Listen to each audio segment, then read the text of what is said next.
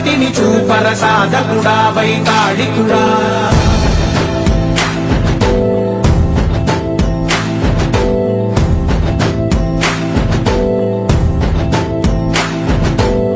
ప్రతి ఇల్లు నిన్నే నిన్నే పిలిచింది, ప్రతి గడప నీకే స్వాగతమంటోంది, ప్రతి మనసు నువ్వే గెలవాలంటోంది. పెద్ద కొడుకు నీవై తోడున్నావు చాలు, జరుగుతుంది మాకు మేలు మేలు. ఇంటి పెద్ద నీవై నిలిచి ఉంటే చాలు, విలిసిపోవ రాష్ట్రమంతటా శాంతి క్రాంతి సంతోషాలు. నాయకుడా నాయకుడా మళ్ళీ నువ్వే రావాలి, నవ్యాంధ్ర పాలకుడై నువ్వే గెలవాలి. నాయకుడా నాయకుడా మా తోడై నువ్వుండాలి, మేమంతా నీ వెంటే ముందడుగెయ్యాలి. ప్రతి ఊరు నీ పరిపాలన కోరింది, ఓ ప్రతి వాడ నీకే మద్దతు పలికింది.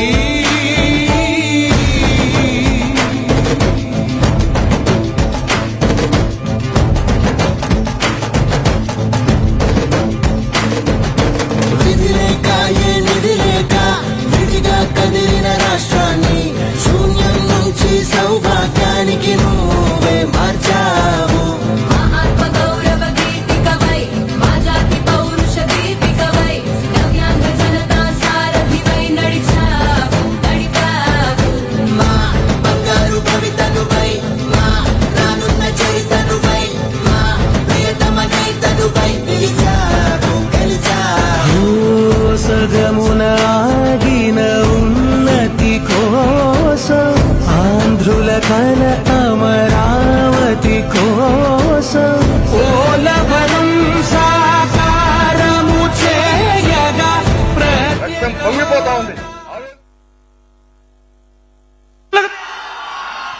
జై తెలుగుదేశం, జై తెలుగుదేశం. నారా చంద్రబాబు నాయుడు గారి నాయకత్వం, నారా చంద్రబాబు నాయుడు గారి నాయకత్వం, మన కుప్పం ముద్దుబిడ్డ నారా చంద్రబాబు నాయుడు గారి నాయకత్వం. ఈరోజు మనందరం 5 సంవత్సరాలుగా కలలు కన్న రోజు, అవునా కాదా? ఎప్పుడెప్పుడా నారా చంద్రబాబు నాయుడు అనే నేను అనే పదం కోసం ఎన్ని రోజులు ఎన్ని సంవత్సరాలు ఇబ్బందులు పడ్డామో చూసాం. వాటన్నిటినీ చిత్తు చిత్తు చేసి ఒక పోరాట యోధుల్లాగా 164 పైసలకు సీట్లతోటి ముఖ్యమంత్రిగా ప్రమాణ స్వీకారం చేసి మొట్టమొదటిసారిగా మన కుప్పం విచ్చేసిన మన ప్రీతమ నేత, మన ఆరాధ్య దైవం శ్రీ నారా చంద్రబాబు నాయుడు గారికి మన కుప్పం నియోజకవర్గం తరఫున స్వాగతం సుస్వాగతం పలుకుతూ సమయాభావం మాట్లాడు ఏ మై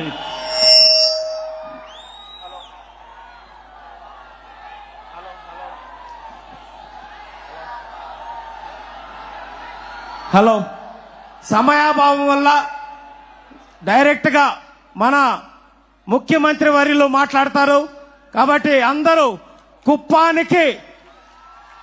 కుప్పానికి వరాల జల్లు పైన జల్లు కురిసేటట్లుంది. ఆ జల్లు కురిసే లోపలే చంద్రబాబు నాయుడు గారు మనందరి మీద వరాల జల్లు కురిపించబోతున్నారు.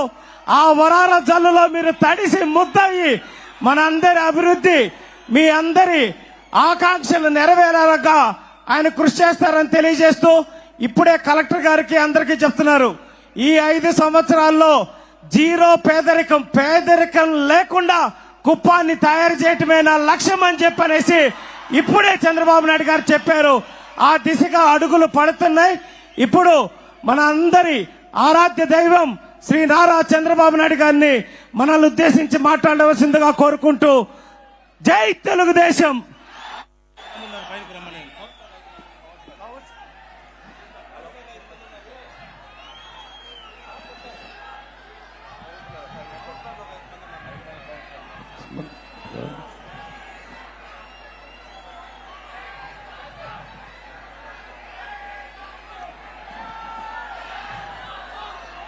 ఓకే బెటర్ ముందుకు రా ముందుకొచ్చి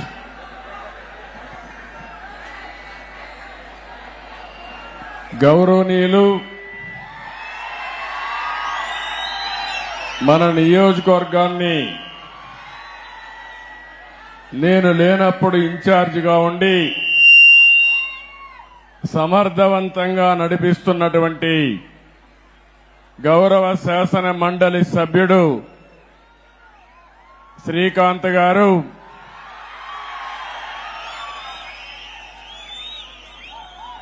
గౌరవనీయులైనటువంటి పిఎస్ మునరత్నం గారు, అన్ని మండలాల అధ్యక్షులు, గౌరవ మున్సిపల్ కౌన్సిలర్లు, సహచర మంత్రివర్గ సభ్యులు రాంప్రసాద్ రెడ్డి గారు, వేదిక పైన ఉన్నటువంటి నాయకులందరికీ, జిల్లా పార్టీ అధ్యక్షుడైనటువంటి వర్షం కూడా పడతా ఉంది, శుభ సూచకం. ఆగుతుందని ఆశిస్తున్నా, వరుణ దేవుడు మన మీటింగ్ అయ్యే వరకు కరుణిస్తాడని ఆశిస్తున్నా. జిల్లా పార్టీ అధ్యక్షుడు నాని గారు, నాకు ఆత్మ బంధువులు, నా కుటుంబ సభ్యులు, ఎప్పుడూ కుప్పంలో ఉండే ప్రజానీకమైతే ఎన్నిసార్లు గెలిపించినా ఇంకా ఎక్కువ మెజార్టీతోనే గెలిపిస్తున్నారు. అలాంటి మీ అందరికీ పేరు పేరున మనస్ఫూర్తిగా నా అభినందనలు, మనస్ఫూర్తిగా ధన్యవాదాలు. కుప్పంలో ఉండే ప్రజలందరికీ శిరస్సు వంచి పాదాభివందనం చేస్తున్నాను. ఈరోజు ఇక్కడికి నేను వచ్చాను. చాలా ఎన్నికల్లో నేను పోటీ చేశాను. ఇది 9వ ఎమ్మెల్యే అయ్యాను. 9 సార్లు ఎమ్మెల్యే అయితే 8 సార్లు మన కుప్పం నుంచే ఎమ్మెల్యే అయ్యాను. తిరుగులేని మెజార్టీతో గెలిపించారు మీరు. నా మీద ఒక విశ్వాసం పెట్టుకున్నారు. నేను వచ్చినా రాకపోయినా ఎన్నికల్లో మేము అండగా ఉంటామని మీ నిజాయితీ నిరూపించారు. నాకు మళ్లీ జన్మ అనేది ఉంటే కుప్పం ముద్దు బిడ్డగానే పుడతాను, మీ సేవ కోసమే ఉంటాను.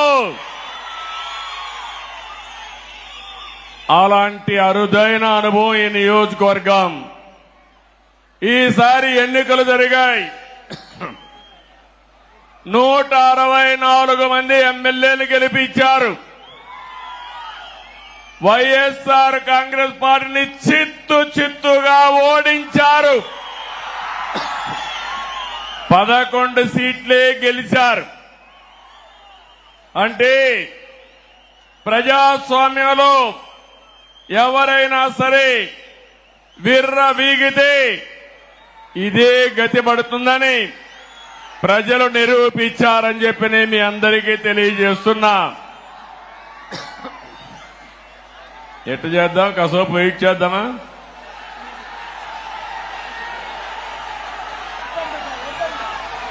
కంటిన్యూ చేద్దామా? 2 నిమిషాలు వెయిట్ చేద్దామా? ఓకే.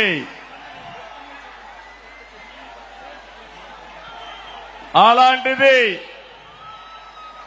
మొన్న జరిగిన ఎన్నికల్లో ఒక హిస్టారికల్ ఎన్నికలు జరిగాయి.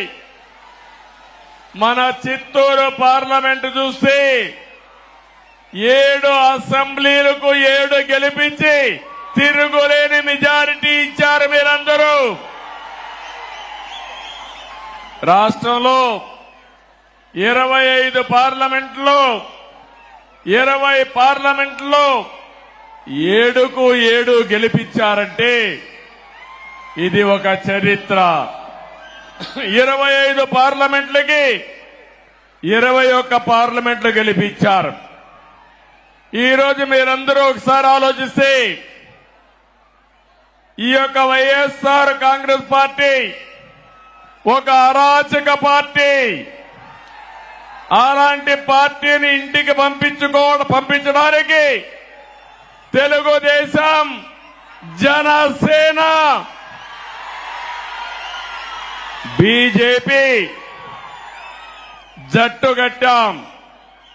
4 పార్టీలు కలిసి పోరాడాం. ఎన్డీఏలో భాగస్వాములయ్యాం. అందుకే ఈ ఎన్నిక ఒక హిస్టారికల్ ఎన్నిక అని చెప్పి కూడా నేను మీకు తెలియజేస్తున్నా. ఇంకో పక్క ఈ ఎన్నిక ద్వారా రాష్ట్ర ప్రజల యొక్క భవిష్యత్తుని తీరగా రాయబోతున్నామని మరొక్కసారి మీకు విజ్ఞప్తి చేస్తున్నాను. ఎప్పుడు కూడా నా రాజకీయానికి కుప్పం నియోజకవర్గం ఒక ప్రయోగశాల. ఇక్కడ మొట్టమొదటి ఒక కార్యక్రమాన్ని ప్రారంభించి ఆ రోజు సమైక్య ఆంధ్రప్రదేశ్ లో, తర్వాత నవ్య ఆంధ్రప్రదేశ్ లో అమలు చేశాం. ఈ రోజు కూడా మళ్లీ మీ అందరికీ హామీ ఇస్తున్నా. ఈసారి మీరు ఒక్కసారి ఆలోచిస్తే మనం ఎంపిక చేసిన ఎమ్మెల్యే అభ్యర్థులు చాలా బాగా చదువుకున్న అభ్యర్థులను పెట్టాం. యువతను తీసుకొచ్చాం. బడుగు బలహీన వర్గాలు తీసుకొచ్చాం. మహిళలకు ప్రాధాన్యత ఇచ్చాం. నిన్న కూడా మీరు చూస్తే నేను కేబినెట్ లో 17 మంది కొత్త వాళ్ళని మొదటిసారిగా మినిస్టర్లు చేసుకున్నాం. 7 మంది అయితే మొదటిసారి ఎమ్మెల్యేలు, మొదటిసారి మినిస్టర్లు. అందులో రాంప్రసాద్ రెడ్డి రాజమన రాయచోటి నుంచి మొదటిసారి గెలిచాడు. మొదటిసారి ఎమ్మెల్యేనే కాకుండా మంత్రి చేశామంటే యువతకు తెలుగుదేశం పార్టీ ఇచ్చే ప్రాధాన్యతని మరొకసారి మీ అందరికీ విజ్ఞప్తి చేస్తున్నాను. ఇంకొక పక్క బడుగు బలహీన వర్గాలకు ప్రాధాన్యత ఇచ్చాం. సామాజిక న్యాయానికి పెద్దపీట వేశాం. కుప్పం నియోజకవర్గం ఉంది. నా సామాజిక వర్గం లేదు గాని ఈ వెనుకబడిన వర్గాలే నా సామాజిక వర్గం. 40 ఏళ్లుగా గెలిపిస్తున్నారు. అందుకే రాష్ట్రంలో 8 మంది కేబినెట్ మంత్రులుగా బీసీలను పెట్టాం. ఇది ఒక చరిత్ర. 24 మందికి 8 మంది బీసీలు ఉండడం చరిత్ర అని చెప్పి కూడా నేను మీకు తెలియజేస్తున్నా. ఈరోజు 4వసారి నేను ముఖ్యమంత్రిగా ప్రమాణ స్వీకారం చేశాను. ప్రమాణ స్వీకారం చేస్తానే పోలవరం పోయాను, అమరావతికి వెళ్ళాను, అసెంబ్లీ సమావేశాలు పెట్టుకున్నాం, కేబినెట్ సమావేశం పెట్టుకున్నాం. తర్వాత నాకు ప్రత్యక్ష దేవుళ్ళైన కుప్పం దేవుళ్ళని కలవడానికి ఇక్కడికి వచ్చాను. ఇక్కడి నుంచి ప్రజాక్షేత్రానికి వెళతాను. వెళ్లే ముందు మీ ఆశీస్సులు తీసుకోవాలని, మీ అందరితో కలిసి మాట్లాడాలని, మిమ్మల్ని చూడాలనే ఉద్దేశంతోనే నేను ఇక్కడికి వచ్చాను. నేను ఈరోజు ఒకే ఒక విషయం మీ అందరికీ విజ్ఞప్తి చేస్తున్నాను. నేను మీకు రుణపడి ఉన్నాను. 5 ఏళ్లలో మీ రుణం తీర్చుకుంటానని మరొక్కసారి మీ అందరికీ హామీ ఇస్తున్నా, వాగ్దానం ఇస్తున్నా. అన్ని విధాలా అభివృద్ధి చేస్తాను. భగవంతుడు నాకు ఎంత శక్తి ఇస్తే అంత శక్తిని ఉపయోగించి కుప్పాన్ని అగ్రస్థానంలో పెట్టడానికి ప్రయత్నం చేస్తాను. నా జీవితాశయం ఒకటే, పేదరికం లేని సమాజం, జీరో పావర్టీ. ఎక్కడ పేదవాడు ఉంటే అక్కడ ఉంటా, మీకు అండగా ఉంటానని మీ అందరికీ హామీ ఇస్తున్నా. అందుకని ఒక్కసారి చరిత్ర కూడా మనం ఆలోచించుకోవాలి. 1989లో మొట్టమొదటిసారిగా ఎమ్మెల్యేగా పోటీ చేశారు. ఇక్కడి నుంచి ఇప్పుడే పెద్దలున్నారు, పిల్లలకు తెలియకపోవచ్చు చరిత్ర. నేను ఆ రోజు కుప్పానికి వస్తే నేరుగా పలమనేరు నుంచి ఒకే రోడ్డు కుప్పానికి, అది కూడా సింగిల్ రోడ్డు, టెలిఫోన్లు లేవు, కాలేజీలు లేవు. అందుకే ఆలోచించా, చిత్తూరు జిల్లాలో ఒక వెనుకబడిన ప్రాంతం కోసం నేను పని చేయాలని కుప్పం నియోజకవర్గాన్ని ఎంపిక చేసుకున్నానని చెప్పి నేను మీకు తెలియజేస్తున్నా. 89, 94 మన గవర్నమెంట్ రాలేదు, అపోజిషన్ లో ఉన్నాం, పోరాటాలు చేశాం. 94 నుంచి 2004 వరకు మన ప్రభుత్వం వచ్చింది, అభివృద్ధి చేశాం. ఇప్పుడుండే అభివృద్ధి మీరు ఏ ఊరికి పోయినా, సిమెంట్ రోడ్డు అడిగినా, ఊర్లో వీధి దీపాలు అడిగినా, కాలేజీలను అడిగినా, ఏ అభివృద్ధిని అడిగినా దాన్ని ఎవరు చేశారంటే తెలుగుదేశం అని చెప్పే పరిస్థితిలో ఉంది. మీ ఎమ్మెల్యేగా నేనే చేశానని మీ అందరికీ సగర్వంగా విజ్ఞప్తి చేస్తున్నా. మళ్లీ 2004 నుంచి 14 వరకు అపోజిషన్ లో ఉన్నాం, మళ్లీ పోరాటాలే. 14 నుంచి 19 వరకు మళ్ళా అధికారంలో ఉన్నాం, అభివృద్ధిని పరిగెత్తించాం. నా జీవితంలో ఎప్పుడూ చూడలేదు 1924. అది ఒక పీడ కళ, అవునా కాదా తమ్ముళ్ళు అని అడుగుతున్నా. ఏమమ్మా ఆడబిడ్డలు, అవునా కాదా అని అడుగుతున్నా. అరాచకం, అప్రజాస్వామ్యం, దౌర్జన్యాలు, రౌడీయిజం నా జోలికే వచ్చారంటే ఇక్కడ అన్నా క్యాంటీన్ పెట్టాం. ఇక్కడే అన్నా క్యాంటీన్ పెట్టి భోజనం పెట్టాలంటే ఫ్రీగా వైఎస్ఆర్ కాంగ్రెస్ నాయకులు చేసిన దౌర్జన్యాలు ఎన్నో ఒక్కసారి గుర్తుపెట్టుకోవాలి. ఎక్కడో కేజీఎఫ్ అనుకున్నాం, కేజీఎఫ్ లో బంగారం కోసం గనులు వచ్చాయి. కుప్పంలో గ్రనైట్ మొత్తం దేసేసి మళ్ళా కేజీఎఫ్ ను మరిపించే విధంగా దోపిడీ జరిగింది, అవునా కాదా అని మిమ్మల్ని అడుగుతున్నా. ఒక మాజీ ముఖ్యమంత్రిగా, ఒక ప్రజాప్రతినిధిగా, ఒక ఎమ్మెల్యేగా నేను అక్కడికి పోతే నాకే దిక్కు లేదు. నేను కుప్పానికి వస్తున్నానంటే జీవో నెంబర్ 1 తీసుకొచ్చి మన మీదనే దాడులు చేసి మన వాళ్ళనే కేసులు పెట్టి 30 మందిని, దగ్గర 10 మందిని 30 రోజులు జైల్లో పెట్టారు. ఏం తమ్ముళ్ళు మర్చిపోతానా, ఆడబిడ్డలో మర్చిపోతానా అని అడుగుతున్నా. నా జీవితంలో మొట్టమొదటిసారి జైలుకు కూడా పోయి మన వాళ్ళని పరామర్శించా. తర్వాత నన్ను కూడా జైల్లో పెట్టే పరిస్థితికి వచ్చారు. బాధ, ఆవేదన ఉంది. నాకు ఎవరి మీద కోపం లేదు, మీ మీద అభిమానం ఉంది.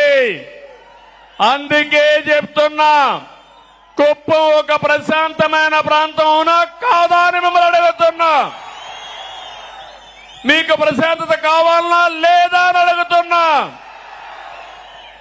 ఈ రోజు మీ తరపున ఈ యొక్క ఎన్టీఆర్ మెమోరియల్, ఎన్టీఆర్ విగ్రహం సాక్షిగా చెప్తున్నా, ఎవడైనా కుప్పంలో రౌడిజం చేశారో చేస్తారు. అదే కడపటి రోజు అవుతుంది. మీకు జాగ్రత్త. రౌడీజం గాని, గంజాయి గాని, అక్రమ వ్యాపారాలు గాని ఈ ప్రశాంతమైన పవిత్రమైన కుప్పంలో చేయడానికి వీలు లేదు. అందరూ ఏకగ్రీవంగా ఆమోదిస్తారా లేదా అని మిమ్మల్ని అడుగుతున్నా. గట్టిగా చప్పట్లు కొట్టి కూడా చెప్పండి ఆమోదిస్తామని. 5 సంవత్సరాలు నేను ఒక స్పష్టమైన అజెండాతో వచ్చాను మీ దగ్గరికి. సంక్షేమానికి పెద్దపీట వేస్తాం, అభివృద్ధి పరిగెత్తిస్తాం. దానికి నమూనాగా ఈ కుప్పం నియోజకవర్గాన్ని తయారు చేస్తారని మరొకసారి మీ అందరికీ హామీ ఇస్తున్నా. మన మున్సిపాలిటీ కుప్పం పన్నులు పెంచారు గాని అభివృద్ధి చేశారా తమ్ముళ్ళు, ఆడబిడ్డలను అడుగుతున్నా. నేను మీ అందరికీ ఒకటే హామీ ఇస్తున్నా. ఈరోజు నేను మొన్నే చెప్పాను 100 కోట్లని గాని 100 కోట్లు కాదు, ఎంతైనా పర్వాలేదు. ఒక మోడల్ మున్సిపాలిటీగా ఈ కుప్పాన్ని తయారు చేస్తాం. ఔటర్ రింగ్ రోడ్ వేస్తాం, టౌన్ లేక్ అన్ని రోడ్లు వేస్తాం, అన్ని రోడ్లు సిమెంట్ రోడ్లు చేస్తాను, డ్రైనేజ్ వ్యవస్థ ఏర్పాటు చేస్తాను, జంక్షన్లు కూడా ఏర్పాటు చేసి అవసరమైతే ఒక పరిశుభ్రమైన నగరంగా కుప్పం టౌన్ ని తయారు చేసే బాధ్యత నాదని మీ అందరికీ హామీ ఇస్తున్నా. ఈ కుప్పమే కాదు, మనకు 4 మండలాలు ఉన్నాయి. 4 మండలాలను కూడా మండల కేంద్రాలను అభివృద్ధి చేస్తా. ఒక్కొక్క మండల కేంద్రానికి ఒక 10 కోట్లు తక్కువ కాకుండా ఖర్చు పెట్టి ఈ మండల కేంద్రాలను అభివృద్ధి చేసి ఆదర్శమైన టౌన్ గా చేసే బాధ్యత నాదని మీ అందరికీ హామీ ఇస్తున్నా.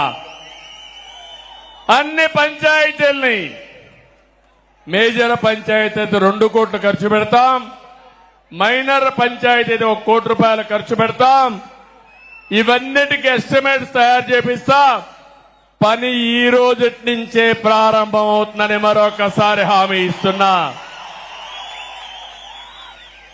ఇది కాకుండా మీ గ్రామాల్లో గ్రామ సభలు పెట్టి త్రాగునీరు, డ్రైనేజ్, వీధి దీపాలు ఇలాంటి కనీస మౌలిక సదుపాయాలు ఏవైతే అవసరముందో అదే మారిగా వేస్ట్ కాంపోస్ట్ పెట్టాం. మనం ఊర్లో ఉండే చెత్తంతా తీసుకొచ్చి ఎరువుగా మార్చి కాంపోస్ట్ ఎరువుగా ఉపయోగించాలని చెప్పి ఆలోచించాం. ఆ షెడ్లన్నీ ఈరోజు వైఎస్ఆర్ కాంగ్రెస్ నాయకులు వాళ్ళ రంగు కొట్టుకున్నారు కానీ అక్కడ మాత్రం ఎలాంటి కార్యక్రమాలు లేవు.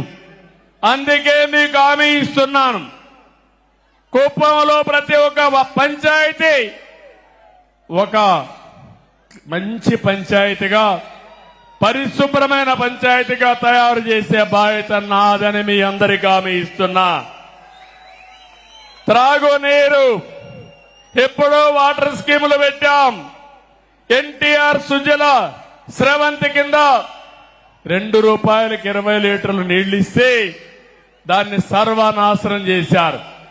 మళ్లీ హామీ ఇస్తున్నాం, ప్రతి ఒక్క ఇంటికి కొళ్ళాయి ద్వారా నీళ్లు ఇచ్చే బాధ్యత తీసుకుంటాం.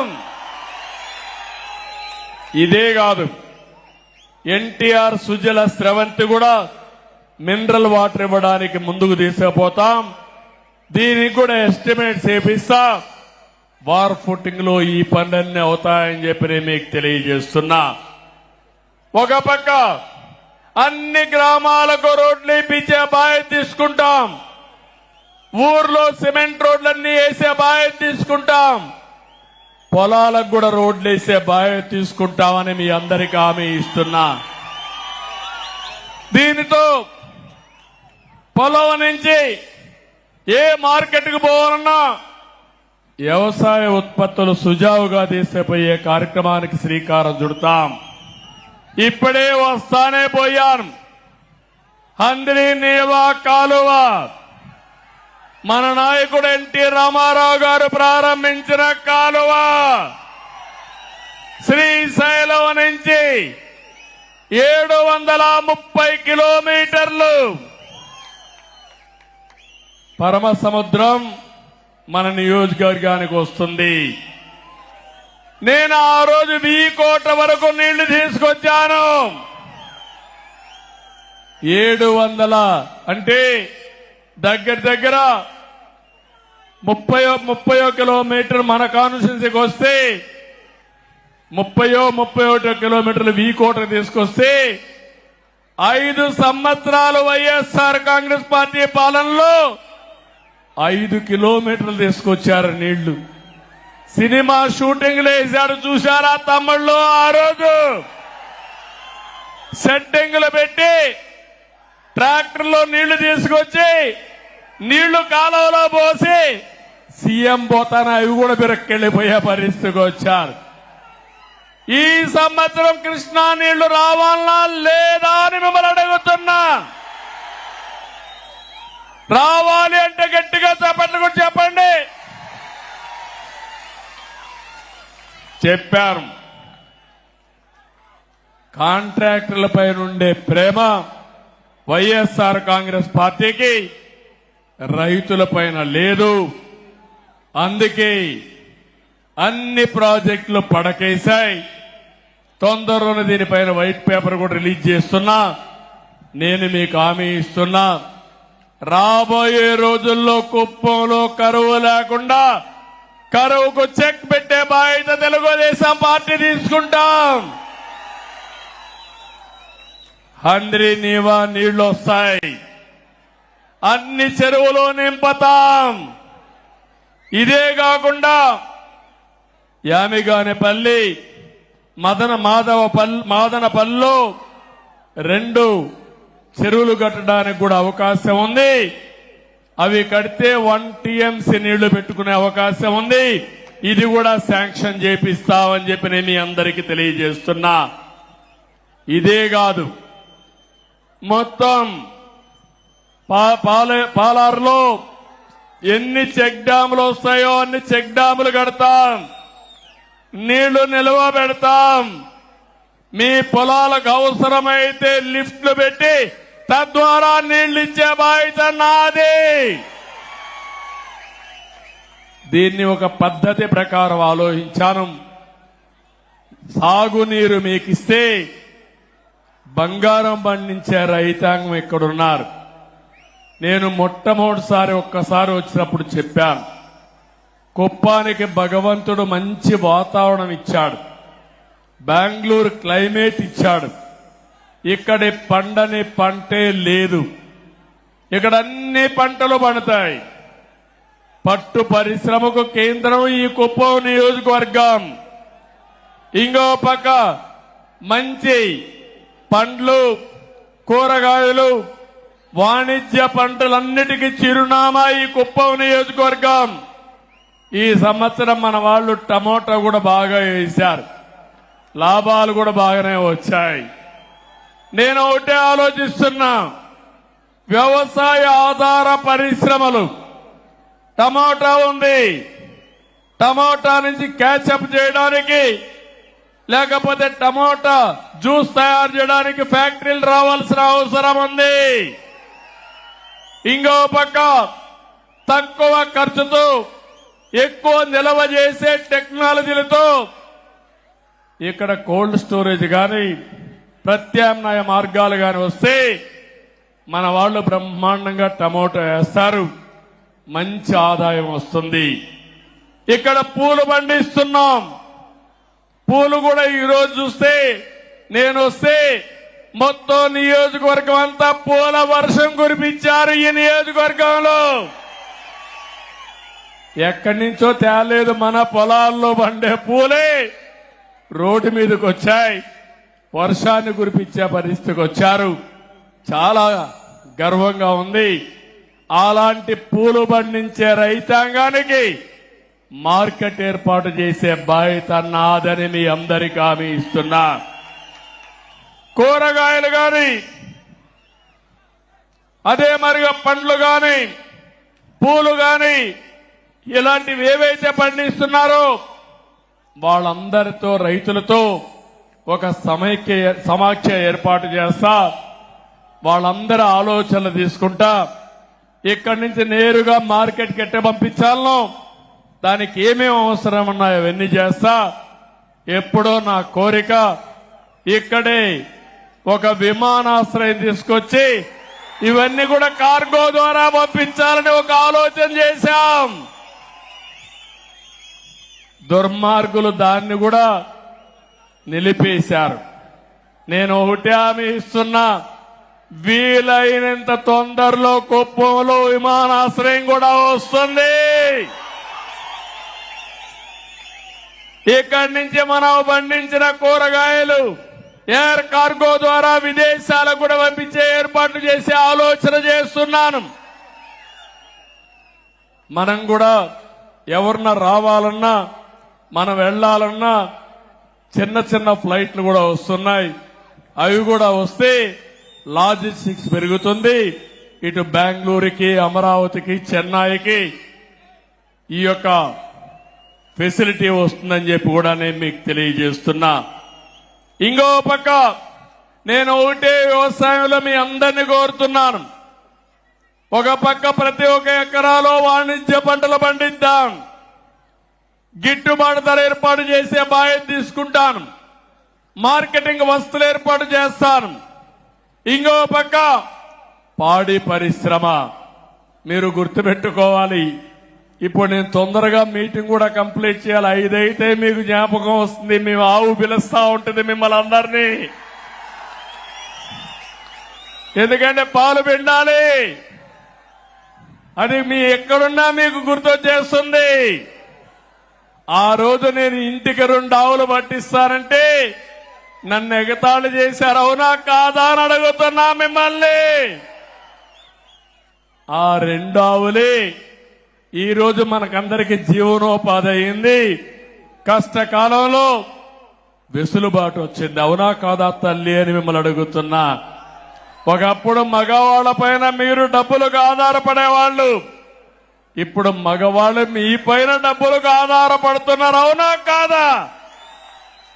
అందుకే ఆలోచిస్తున్నా. ఈరోజు 3 లక్షల నుంచి 4 లక్షల లీటర్లు పాలు వస్తున్నాయని చెప్పారు. మన కుప్పంలో 10 లక్షల లీటర్లు పాల ఉత్పత్తి కేంద్రాలు పెట్టాలని, ఉత్పత్తి చేయాలని నేను ఆలోచిస్తున్నా. దానికి ఎన్ని ఆవులు కావాలన్నా పట్టిస్తాం. ఆవులకు మళ్ళా షెడ్లు కూడా వేయాలి. ఆ రోజు మనం అందరం కూడా షెడ్లు కూడా ఇప్పిస్తే అవి కూడా మానేశారు. రేషన్ కూడా ఆ రోజు మనం చూస్తే ఏ విధంగా చేయాలో ప్రయోగాలు చేశాం. ఈరోజు అవన్నీ పోయినాయి. దానా సబ్సిడీ అన్నీ పోయినాయి. మళ్ళా ఇప్పిస్తా, మిమ్మల్ని ఆదుకుంటాను. పాడి పరిశ్రమ, కోళ్ల పరిశ్రమ, అవసరమైతే గొర్రెల పెంపకం కూడా ఏది లాభదాయకం అవన్నీ చేస్తాం. ఇవన్నీ చేస్తే మా ఆడబిడ్డలు హనీ కూడా, తేనె కూడా ఉత్పత్తి చేయొచ్చు మన ఊర్లోనే. సిల్క్, మిల్క్, అదే మరి హనీ, ఈ 3 కూడా ఒక అనుబంధ కార్యక్రమాల కింద చేసుకుంటే మనకు ఆదాయం వస్తుందని చెప్పి కూడా నేను మీకు తెలియజేస్తున్నా. ఇంకొక పక్కన ఇవన్నీ చేసిన తర్వాత నేను ఒక ఆలోచన చేశాను. నేను ఆ మాట చెప్పాను, జీరో పావర్టీ. ఏ గ్రామంలో కూడా నిరుపేదలందరూ లేకుండా వాళ్ళకి ఆదాయం పెంచడానికి ఏమేం మార్గాలున్నాయో ఆలోచిస్తున్నాను. మనకుండే పెద్ద ఆస్తి జనాభా. ఒక ఇంట్లో 5 మంది కుటుంబ సభ్యులు ఉంటారు. పిల్లల్ని బాగా చదివిస్తే జీవితంలో సెటిల్ అవుతారు. పెద్దవాళ్ళు కూడా ఆదాయాన్ని భూమి లేకపోయినా ఆదాయం సంపాదించే మార్గాన్ని ఏర్పాటు చేస్తే ప్రభుత్వం ఇచ్చే సహాయాన్ని తీసుకుంటూనే మీరు కూడా 10 రూపాయలు సంపాదించుకోవాలి. చేపను ఇవ్వడమే కాదు, చేపను పట్టే విధానం నేర్పిస్తే పేదవాళ్ళకు ఎంతో వెసులుబాటు వస్తుంది. అదే నా ఆలోచన. ఈ రాష్ట్రంలో నా జీవితంలో ఒకే ఒక ఆలోచన. ఎన్టీ రామారావు గారు ఎప్పుడూ చెప్పేవాడు, పేదవాడే దేవుళ్ళు, సమాజమే దేవాలయం అని చెప్పింది ఎన్టీ రామారావు గారు. అలాంటి పేదరిక నిర్మూలన నా జీవితాశయం. ప్రతి ఒక్క గ్రామాన్ని ఒకటే కోరుతున్నా, జీరో పావర్టీ. పేదలు లేని గ్రామం, పేదలు లేని మండలం, పేదరికం లేని కుటుంబం రాష్ట్రంలోనే దేశంలోనే పేదరిక నిర్మూలనలో, ఆర్థిక అసమానతలు నిర్మూలించడంలో కుప్పం దేశానికి ఒక ఆదర్శం కావాలని మనస్ఫూర్తిగా కోరుకుంటున్నా. ఆశయం బానే ఉంది, ఆచరణ చెయ్యాలంటే మీ అందరి సహకారం నాకు అవసరం. మళ్లీ కుప్పం ఏరియా డెవలప్మెంట్ అథారిటీ ఒకప్పుడు పెట్టాను, ఇప్పుడు మళ్లీ కాడా పెడతాను. ఒక మంచి ఐఏఎస్ ఆఫీసర్ ఇక్కడనే పెడతాను. మీ సమస్యలన్నీ పరిష్కారం చేస్తాను. మీ ఆదాయాన్ని పెంచే మార్గం, ఆలోచనలు ఇస్తా, అమలు చేసే బాధ్యత అప్పచెప్తారని కూడా మీ అందరికీ తెలియజేస్తున్నా. అది కూడా ప్రారంభిస్తాను. ఒక ప్రణాళిక తయారు చేసి ఆ ప్రణాళిక పెట్టి ఇవన్నీ కూడా అమలు చేయడం కోసం ముందుకు పోతాం. ఇంకో పక్క మన నియోజకవర్గంలో 2 కోరికలు కోరారు. మల్లన్నూరుని మండల హెడ్ క్వార్టర్ గా చేయమని, అదే మరి రాళ్ల బదుగూరు ఇంకొక మండలం చేయమని నేను నిన్నే ఆదేశాలు ఇచ్చాను. ఈ 2 మండలాలు కూడా ఏర్పాటు చేస్తున్నాం. ఇప్పుడు మున్సిపాలిటీ 4 మండలాలున్నాయి. భవిష్యత్తులో 6 మండలాలు మున్సిపాలిటీ ఉంటుందని ఈ సభాముఖంగా మీ అందరికీ తెలియజేస్తున్నా. ఇక్కడికి వచ్చినప్పుడు కుప్పం బస్ స్టాండ్, తమ్ముళ్ళు ఇక్కడ బస్సులు కూడా దొంగిలిచ్చారు దొంగలు. ఇక్కడి నుంచి బస్సులు వేసుకోవచ్చు, తప్పు లేదు. కుప్పంలో ఉండే బస్సులు తీసుకుపోయారంటే వీళ్ళని ఏమనాలో మీరే ఒక్కసారి ఆలోచించండి. నిన్నే చెప్పాను, మళ్లీ నా కుప్పానికి బస్సులు పంపించమంటే నిన్నటి నుంచే బస్సులు వస్తున్నాయి మళ్లీ ఇక్కడికి. ఒకటే హామీ ఇస్తున్నా, ఒక ఆధునికమైన బస్ స్టేషన్ కింద, బస్ డిపో కింద కుప్పాన్ని నిర్మాణం చేస్తాం. ఇక్కడే ఆర్టీసీ మినిస్టర్ మా రాంప్రసాద్ రెడ్డి గారు ఇక్కడే ఉన్నారు.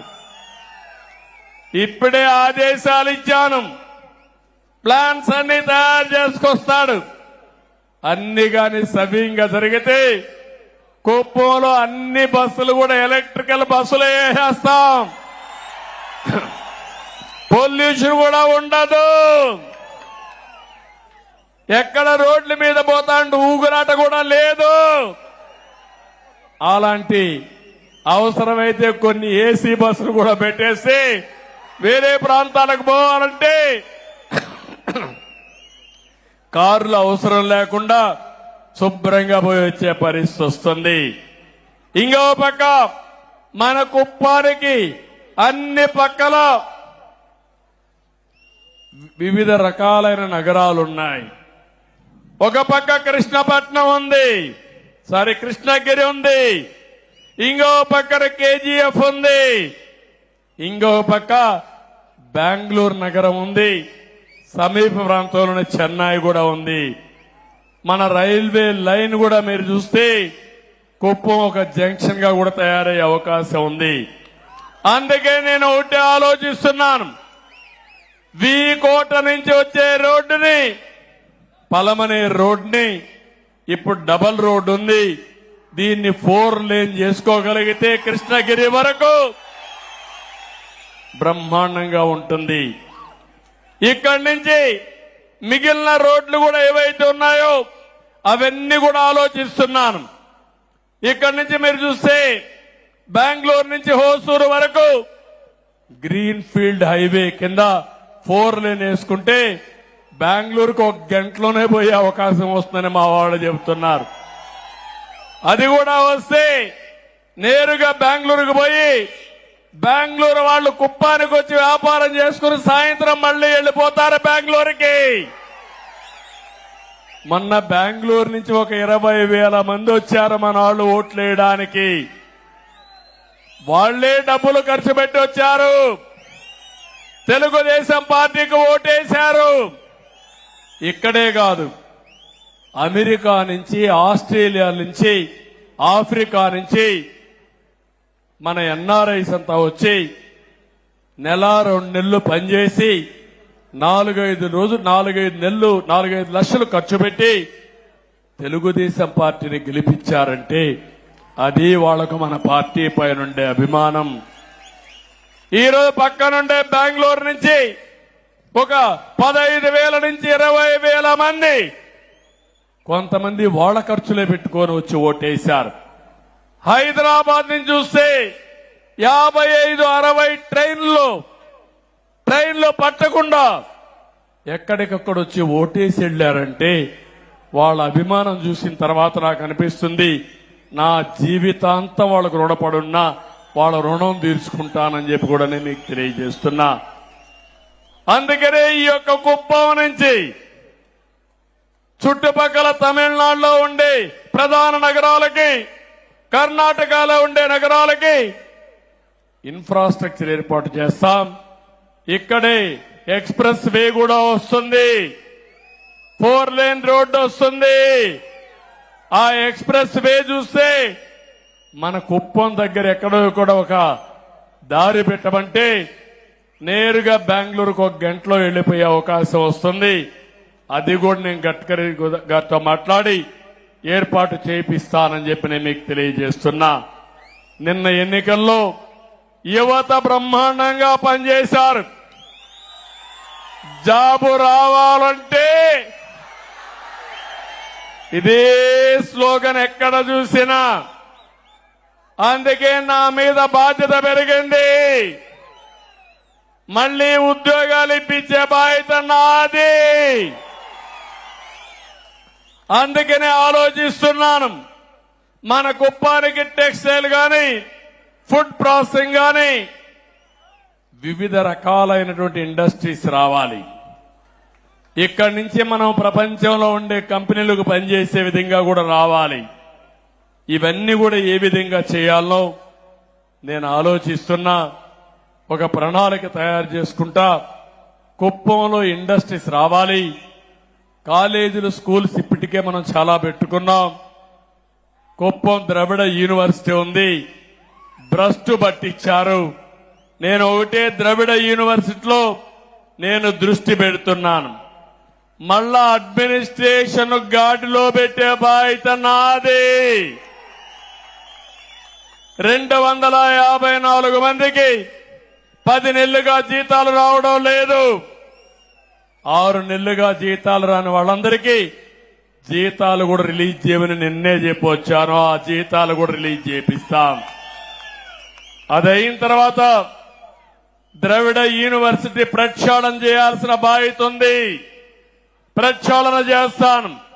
ప్రక్షాళన చేసి ఒక మంచి యూనివర్సిటీగా తీర్చిదిద్దాను. మెడికల్ కాలేజ్ ఉంది, ఇంజనీరింగ్ కాలేజ్ ఉంది, మంచి స్కూల్స్ ఉన్నాయి. ఇంకా నేను ఒకటే ఆలోచిస్తున్నా, కుప్పాన్ని ఒక ఎడ్యుకేషన్ హబ్ గా తయారు చేయాలని. మన పిల్లలు చదువుకోవడమే కాకుండా బయట పిల్లలు కూడా వచ్చి చదువుకుని ఒక ఆహ్లాదకరమైన ప్రదేశంగా ఈ కుప్పాన్ని తయారు చేస్తాం. దానివల్ల చాలా వరకు ఉపయోగం వస్తుంది. ఇది కూడా చేస్తానని చెప్పి నేను మీకు తెలియజేస్తున్నా. ఇది కాకుండా ఇంకో పక్కన మీరు ఒకసారి చూస్తే ఇక్కడికి వచ్చినప్పుడు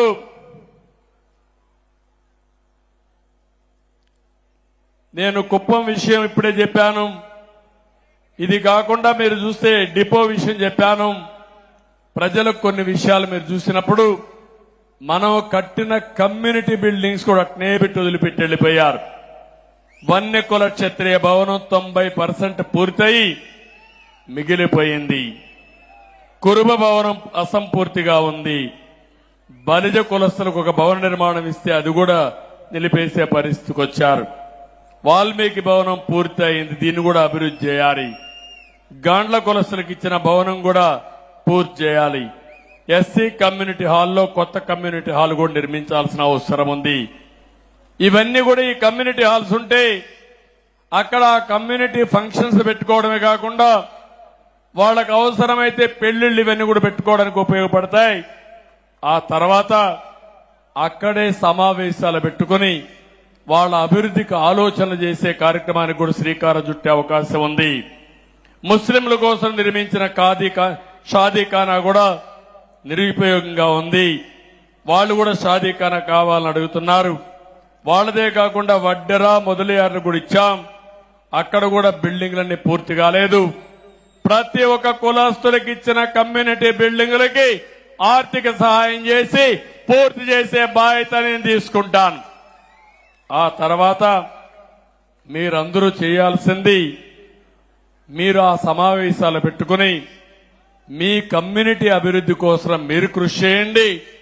నేనేం చేయాలనో చేసే పరిస్థితి నేను తీసుకొస్తా. అన్ని కులాల్లో ఉండే పేదవాళ్ళని, అన్ని మతాల్లో ఉండే పేదవాళ్ళని పైకి తీసుకొచ్చే బాధ్యత తెలుగుదేశం పార్టీది. ఎమ్మెల్యేగా నా బాధ్యత అని చెప్పి కూడా నేను మీకు తెలియజేస్తున్నా. మన నియోజకవర్గంలో భక్తి ఎక్కువ, దేవుళ్ల పైన ఒక విధంగా ఆలోచిస్తే చాలా భక్తి ఉండే ప్రాంతం. ఇక్కడే తిరుపతి గంగమ్మ. ఆ టెంపుల్లో ఎన్ని అరాచకాలు జరిగాయో మీరే చూశారు. ఆ గంగమ్మ తల్లే వీళ్ళని చిత్తుగా ఓడించి భూస్థాపితం చేసింది.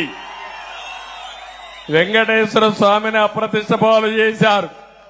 వెంకటేశ్వర స్వామిని ఊరూరు తిప్పారు పెళ్లిళ్లకు పేరంటాలకి. ఆయనకు కూడా కోపం వచ్చింది.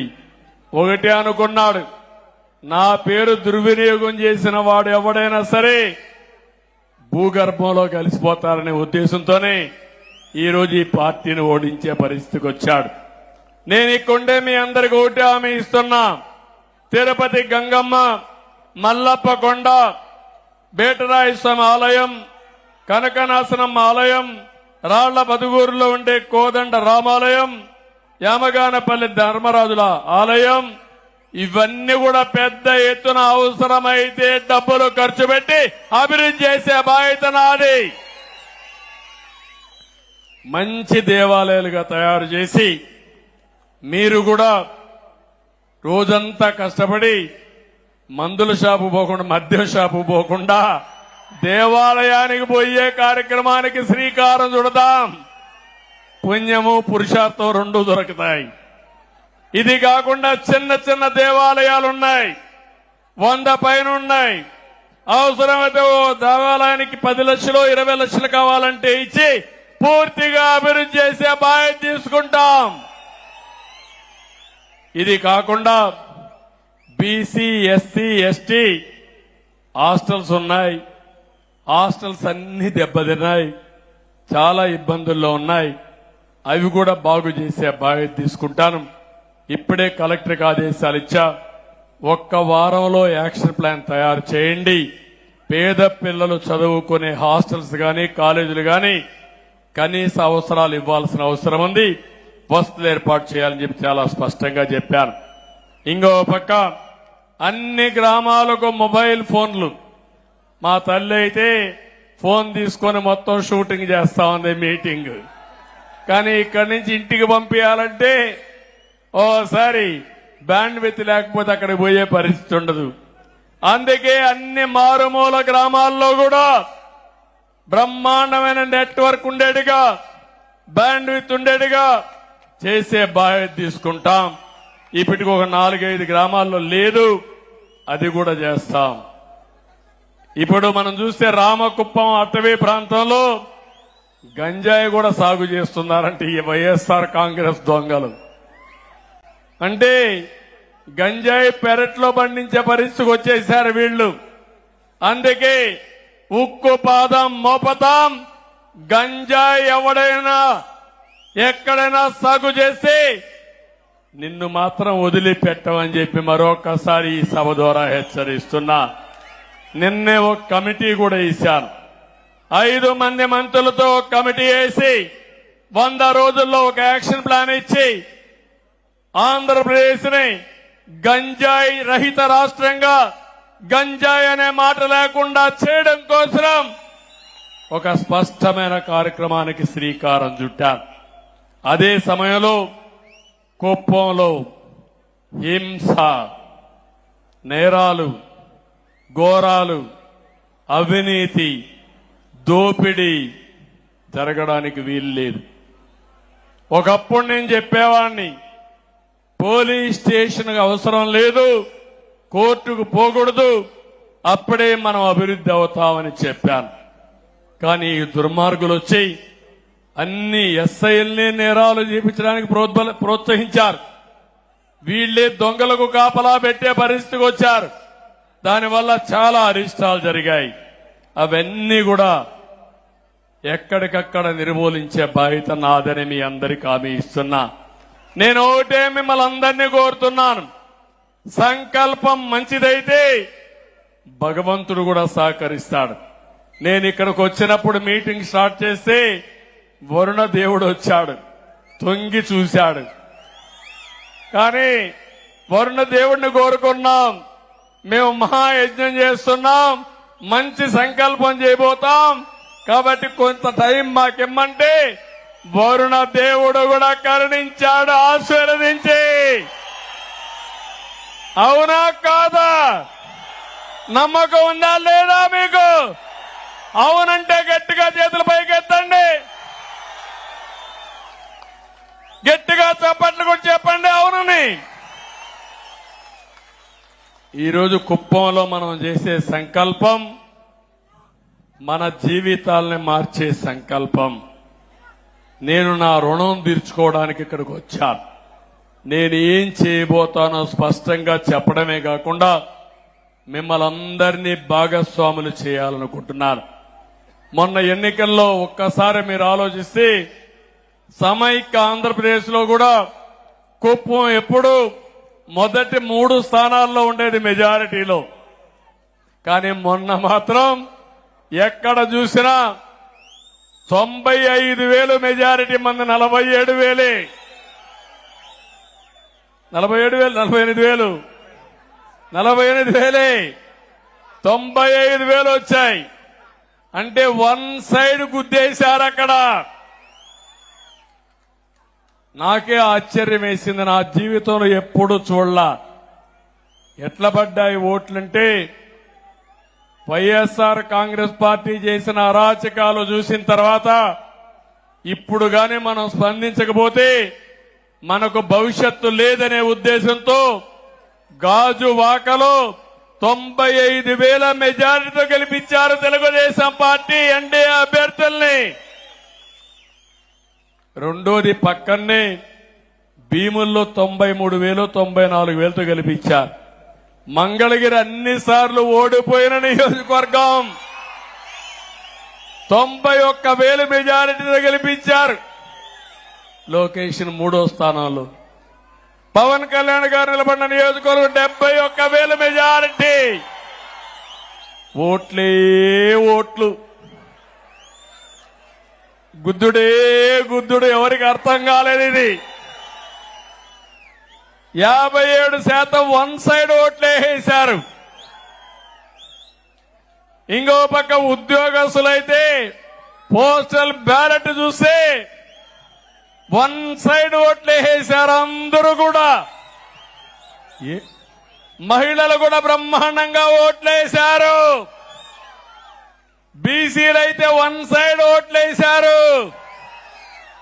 ఇవన్నీ చూసిన తర్వాత నాకు అనిపిస్తుంది, ఎప్పుడైనా సరే ప్రజలకు మంచి చేస్తే ప్రజలెప్పుడు గుర్తుపెట్టుకుంటారు.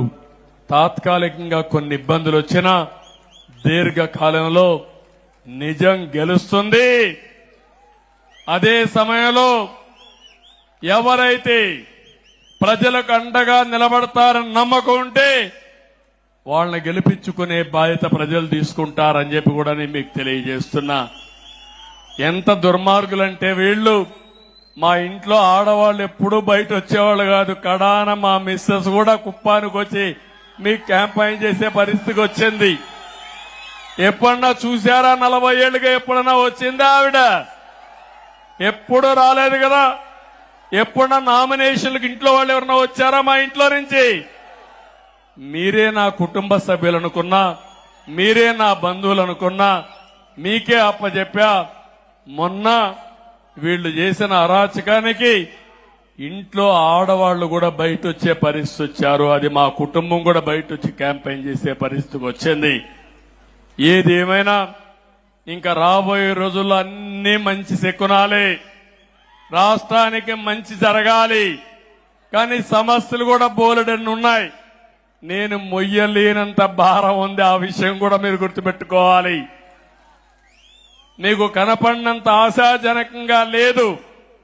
ఖజానా ఖాళీ అయిపోయింది. అప్పులు విపరీతంగా చేశారు. చాలా మంది అంటున్నారు, నువ్వు ఎట్లా చేస్తావు, నీ దగ్గర డబ్బులు లేవు కదా అని. ఉన్నదే నాకు మనో సంకల్పం, మనోధైర్యం. కష్టాలున్నాయని పారిపోయేవాణ్ణి కాదు. 40 ఏళ్లుగా ఆదరించిన ప్రజానీకం 5 కోట్ల మంది కోసం, మీ భవిష్యత్తు కోసం ఎంత కష్టమైనా పడతాను, ఎంత భారమైనా మోస్తాను. తిరిగి ఈ రాష్ట్రాన్ని గాడిన పెట్టే బాధ్యత నాదని మరొక్కసారి మీ అందరికీ తెలియజేస్తున్నా. ఒక పక్కన నిన్న మొన్న నేను గాని మిత్రుడు పవన్ కళ్యాణ్ గారు గాని మొత్తం ఒకసారి చూసావు లెక్కలన్నీ. ఇంకా లెక్కేస్తున్నాం, అంతుపట్టడం లేదు మాకు. ఎక్కడెక్కడ అప్పు తెచ్చారో, ఎక్కడెక్కడ ఖర్చు పెట్టారో, ఏ దొంగలు ఎంత దొంగలు చేయబోయారో అన్ని లెక్కలిస్తున్నాం. అందుకే రాబోయే రోజుల్లో మొట్టమొదటి కేబినెట్ లో రాష్ట్ర వాస్తవ పరిస్థితులు మీకు తెలియడానికి 7 వైట్ పేపర్లు పబ్లిసైజ్ చేస్తున్నా.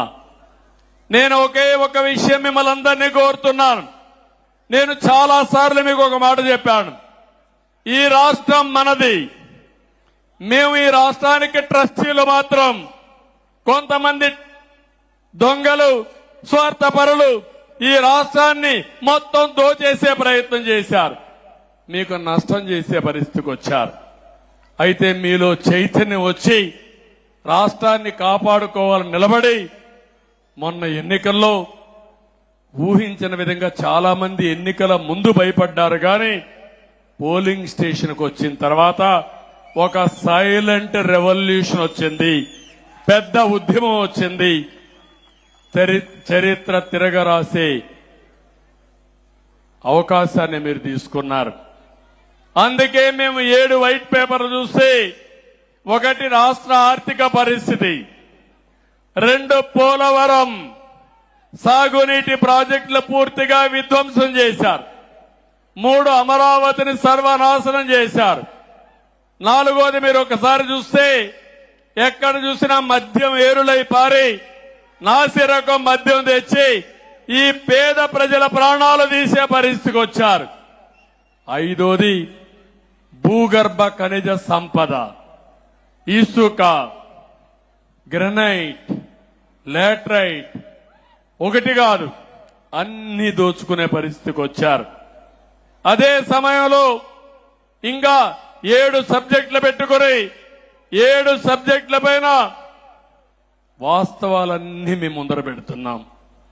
అదే సమయంలో మీరు ఒకసారి ఆలోచిస్తే, మేమేదో ఇంకొక విధంగా వాళ్ళు చేయలేదని బ్లేమ్ చేస్తూ ఇంట్లో కూర్చోవడం కాకుండా, నేను ఒక మాట చెప్పాను, మొదటి 3 సంతకాలు పెడతానని ఆ రోజు మీ అందరికీ హామీ ఇచ్చాను. తర్వాత మీరు చూస్తే మొదటి సంతకం మా తమ్ముళ్ళ ఉద్యోగాల కోసం మెగా డిఎస్సి దగ్గర దగ్గర 16,346 ఉద్యోగాలకు మొదటి సంతకం పెట్టాను. మొదటి కేబినెట్ మీటింగ్ లోనే విధి విధానాలకు శ్రీకారం చుట్టాం. తొందరలోనే ఉద్యోగ నియామకాలు చేసి మొట్టమొదటిసారిగా డిఎస్సి ద్వారా మా తమ్ముళ్ళకి నిరుద్యోగులకు ఉద్యోగాలు ఇచ్చే బాధ్యత మాది. అన్ని రకాలైన టీచర్ పోస్టులు ఇస్తున్నాం. అదైన తర్వాత పేదవాళ్ల కోసం పింఛను పెంచడం, పేదవాళ్లకు పింఛన్లు ఇచ్చే విధానానికి శ్రీకారం చుట్టింది నందమూరి తారక రామారావు గారు. మొట్టమొదటిసారిగా 35 రూపాయలు ఆయన పింఛను ప్రారంభించారు. దాన్ని 75 రూపాయలు చేశారు. 2014 నేను ముఖ్యమంత్రి అయినప్పుడు 200 రూపాయలు 1000 రూపాయలు చేశాను. 1000 రూపాయలు 2000 రూపాయలు చేశాను. అంటే 200ని 10 రెట్లు పెంచి 2000 రూపాయలు చేశాం ఈ పేదవాళ్ల కోసం. ఇప్పుడు మళ్ళీ 3000 ఉంటే 4000 రూపాయలు చేశాను. ఏప్రిల్ నుంచి ఇస్తానన్నాను. అందుకే 65,30,000 మందికి జూలై 1 తారీఖున 7,000 రూపాయలు డబ్బులు ఇచ్చే బాధ్యత. ఆ రోజు ఎన్నికలప్పుడు చెప్పారు, వాలంటీర్లు లేకపోతే మేము ఇంటి దగ్గర పింఛన్ ఇవ్వలేమని. సచివాలయ ఉద్యోగస్తులతో 1 తారీఖున మీ ఇంటికే పింఛన్లు పంపించే కార్యక్రమానికి శ్రీకారం చుట్టాం. అంటే కళ్ళబొల్లి కబుర్లు చెప్పి మభ్యపెట్టి మోసాలు చేసే పాలకులు పోవాలి. ఇంకో పక్కన మీరు చూస్తే వికలాంగులకి 3,000 రూపాయల నుంచి 6,000 రూపాయలు చేసే కార్యక్రమానికి శ్రీకారం చుట్టారు. కొంతమందిని చూశాను, ఇంట్లో నుంచి బయట రాలేరు, నడవలేరు, ఇంట్లో ఒకరు వారికి సేవలు చేయాలి. చాలా మంది అలాంటి వాళ్ళు ఉంటారు.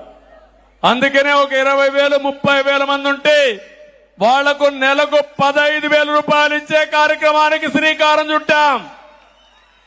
డబ్బులు ముఖ్యం కాదు, మానవత్వం ముఖ్యం. పేదవాడికి అండగా ఉండడం అవసరం. అందుకే ఈ కార్యక్రమానికి శ్రీకారం చుట్టాం. కొంతమందికి 10,000 రూపాయలు పింఛన్ ఇస్తున్నాం. ఇంత ఇస్తున్నామంటే ఈ ప్రభుత్వానికి పేదవాళ్లపై నుండే ప్రేమ అని చెప్పి నేను మీకు తెలియజేస్తున్నా. ఇది ఒక కార్యక్రమం పెట్టుకుని 1 తారీఖున ఒక పండుగ వాతావరణంలో ఈ పెన్షన్లు పంచే కార్యక్రమానికి శ్రీకారం చుడుతున్నాం. మీరందరూ కూడా నిండు మనసుతో ఆశీర్వదించండి. ప్రతి ఒక్కరు కూడా మీరు ఎక్కడికక్కడ ఈ ప్రభుత్వం చేసే మంచి కార్యక్రమాలకి మీరు కూడా అండగా ఉండాలని మిమ్మల్ని అందరినీ కోరుతున్నా. 3వ కార్యక్రమం ల్యాండ్ టైటిలింగ్ యాక్ట్. ఒక కుట్ర, ఒక మోసం, మీ భూమి కొట్టేసే పరిస్థితులు వచ్చారు. మీ పట్టాదారు పాస పుస్తకం మీద మీ తాత మీ ముత్తాత మీ స్వార్జితం ఆ పుస్తకం పైన బొమ్మ ఉంది. తమ్ముళ్ళు, ఎవరిది బొమ్మ? ఇప్పుడు నా బొమ్మ వేసుకోవాలా? నేను వేసుకుంటానా? నేను అంటే మీ భూమి పైన నా బొమ్మ వేసుకుంటావా నువ్వు? అందుకే చెప్పా, ఆ చట్టంలో కూడా ఇష్టానుసారంగా పెట్టేశాడు. అంటే ల్యాండ్ టైటిలింగ్ ఆఫీసర్ కూడా ఉంటా అంట రిజిస్ట్రేషన్ కి. టైటిల్ రిజిస్ట్రేషన్ ఆఫీసర్ వాడెవడో తెలియదు. అప్పలెంట్ అథారిటీ వాడెవడో తెలియదు. ఏదైనా జరిగితే నువ్వెవరన్నా ఈ భూమి నాదంటే ట్రిబ్యునల్కి వెళ్ళిపోతుందంట. ఇంకా మీ బతుకులు ఏమవుతాయో మీరు ఆలోచించుకోండి. ఇంకో పక్క నేరుగా హైకోర్టుకే పోవాలి. ఇంకే కోర్టు లేదు, అందరూ అమరావతి క్యూ కట్టాలి. ఎంతమంది హైకోర్టు పోతారని అడుగుతున్నా. అందుకే చెప్పా, ఈ చట్టం నల్ల చట్టం, దీన్ని రద్దు చేస్తానని చెప్పి రద్దు చేయడానికి మొన్నే తీర్మానం చేశాం. కరెక్ట్ అవునా కాదా? కరెక్ట్ అవునా కాదా?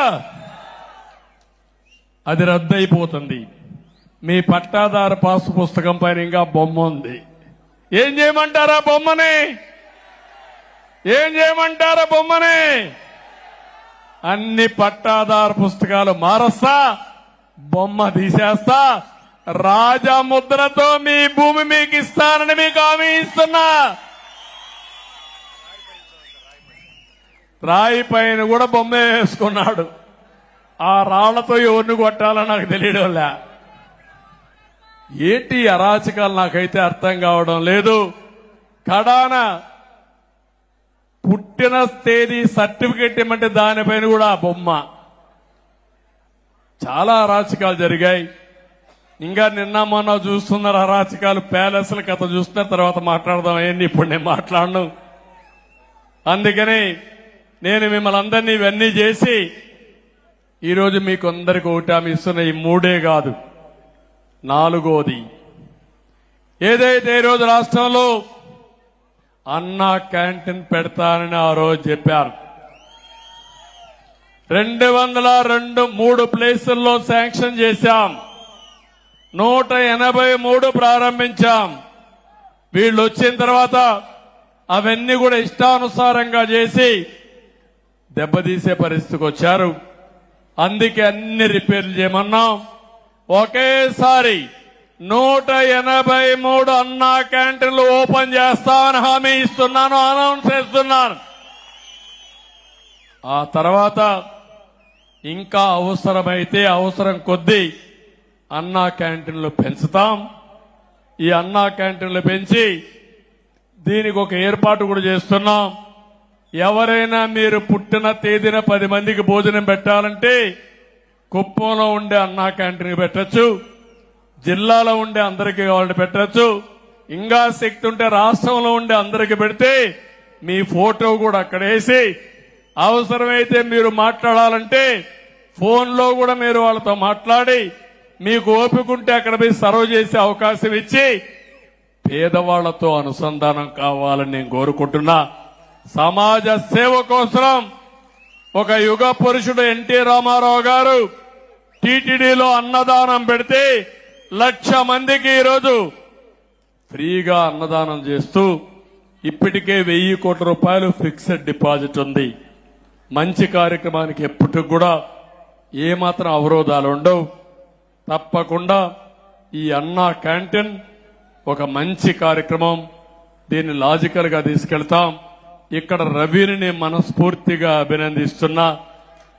ఎన్ని ఇబ్బందులు పెట్టినా చాలా గట్టిగా ఉండి ఇక్కడ విభేదించి అన్నా క్యాంటీన్ సుజావుగా నడిపించినటువంటి రవిని మీ అందరి తరపున మనస్ఫూర్తిగా అభినందిస్తున్నానని చెప్పి కూడా నేను మీకు తెలియజేస్తున్నా. ఈ 3-4 కార్యక్రమాలే కాకుండా ఇంకో కార్యక్రమం ఉంటుంది. రెండమ్మా,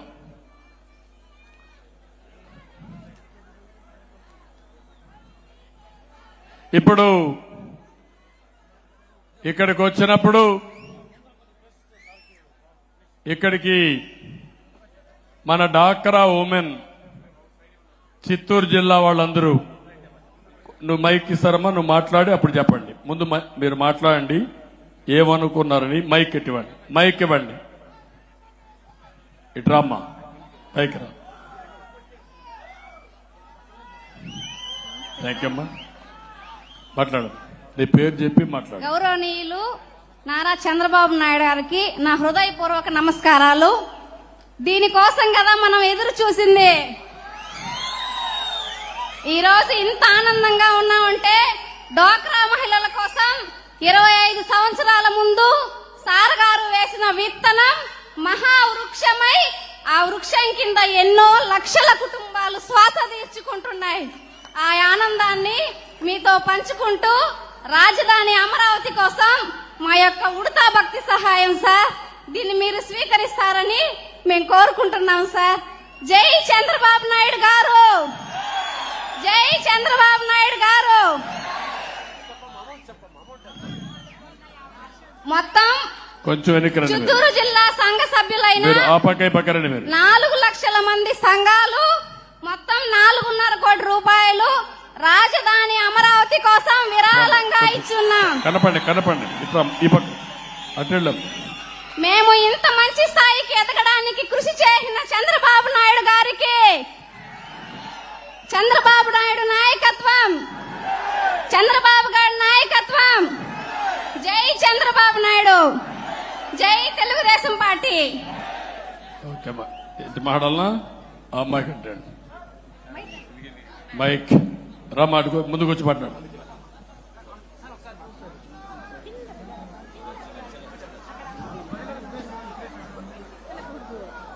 మన ఇంటి ఇలవెల్పు, మన ఆంధ్రప్రదేశ్ రాష్ట్ర నిర్మాత, మన రాజధానిని ఏర్పాటు చేసే సత్తా ఉన్న నాయకుడు, ఏకైక నాయకుడు మన నారా చంద్రబాబు నాయుడు గారికి జై కొడుతూ మనమందరం మన ఆంధ్రప్రదేశ్ తరపున మన ఇంటికి వచ్చిన మన దేవత, మన దేవుడు, ఆరాధ్య దేవునికి వందనం తెలుపుతూ, మన ఇంటికి వచ్చిన మన తండ్రి లాంటి వారికి నమస్కరిస్తూ, మా అన్న చంద్రబాబు నాయుడు సార్ గారికి మా సంఘ మహిళల అందరి తరపున మన సంఘాలను ఏర్పాటు చేసి చిన్న చిన్న సంస్థల నుండి పెద్ద సంస్థల వరకు ప్రతి ఒక్క ఆఫీస్లోనూ, ప్రతి ఒక్క సంఘంలోనూ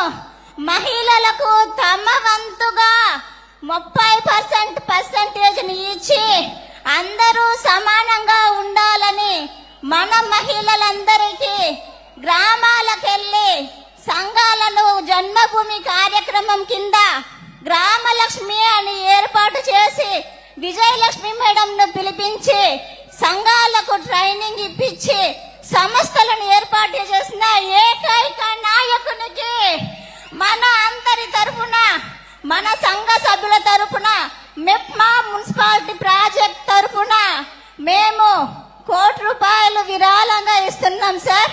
దానిని మా అందరి తరపున స్వీకరించాలని మరీ కోరి మనవి చేస్తున్నాం సార్. ఇప్పుడు ఒక వినూత్నమైన అనుభూతి. దగ్గర 95-97 ఆ ప్రాంతంలో నేను డాక్రా సంఘాలను ఏర్పాటు చేశాను. డాక్రా సంఘాలు స్వయం సహాయక సంఘాలు.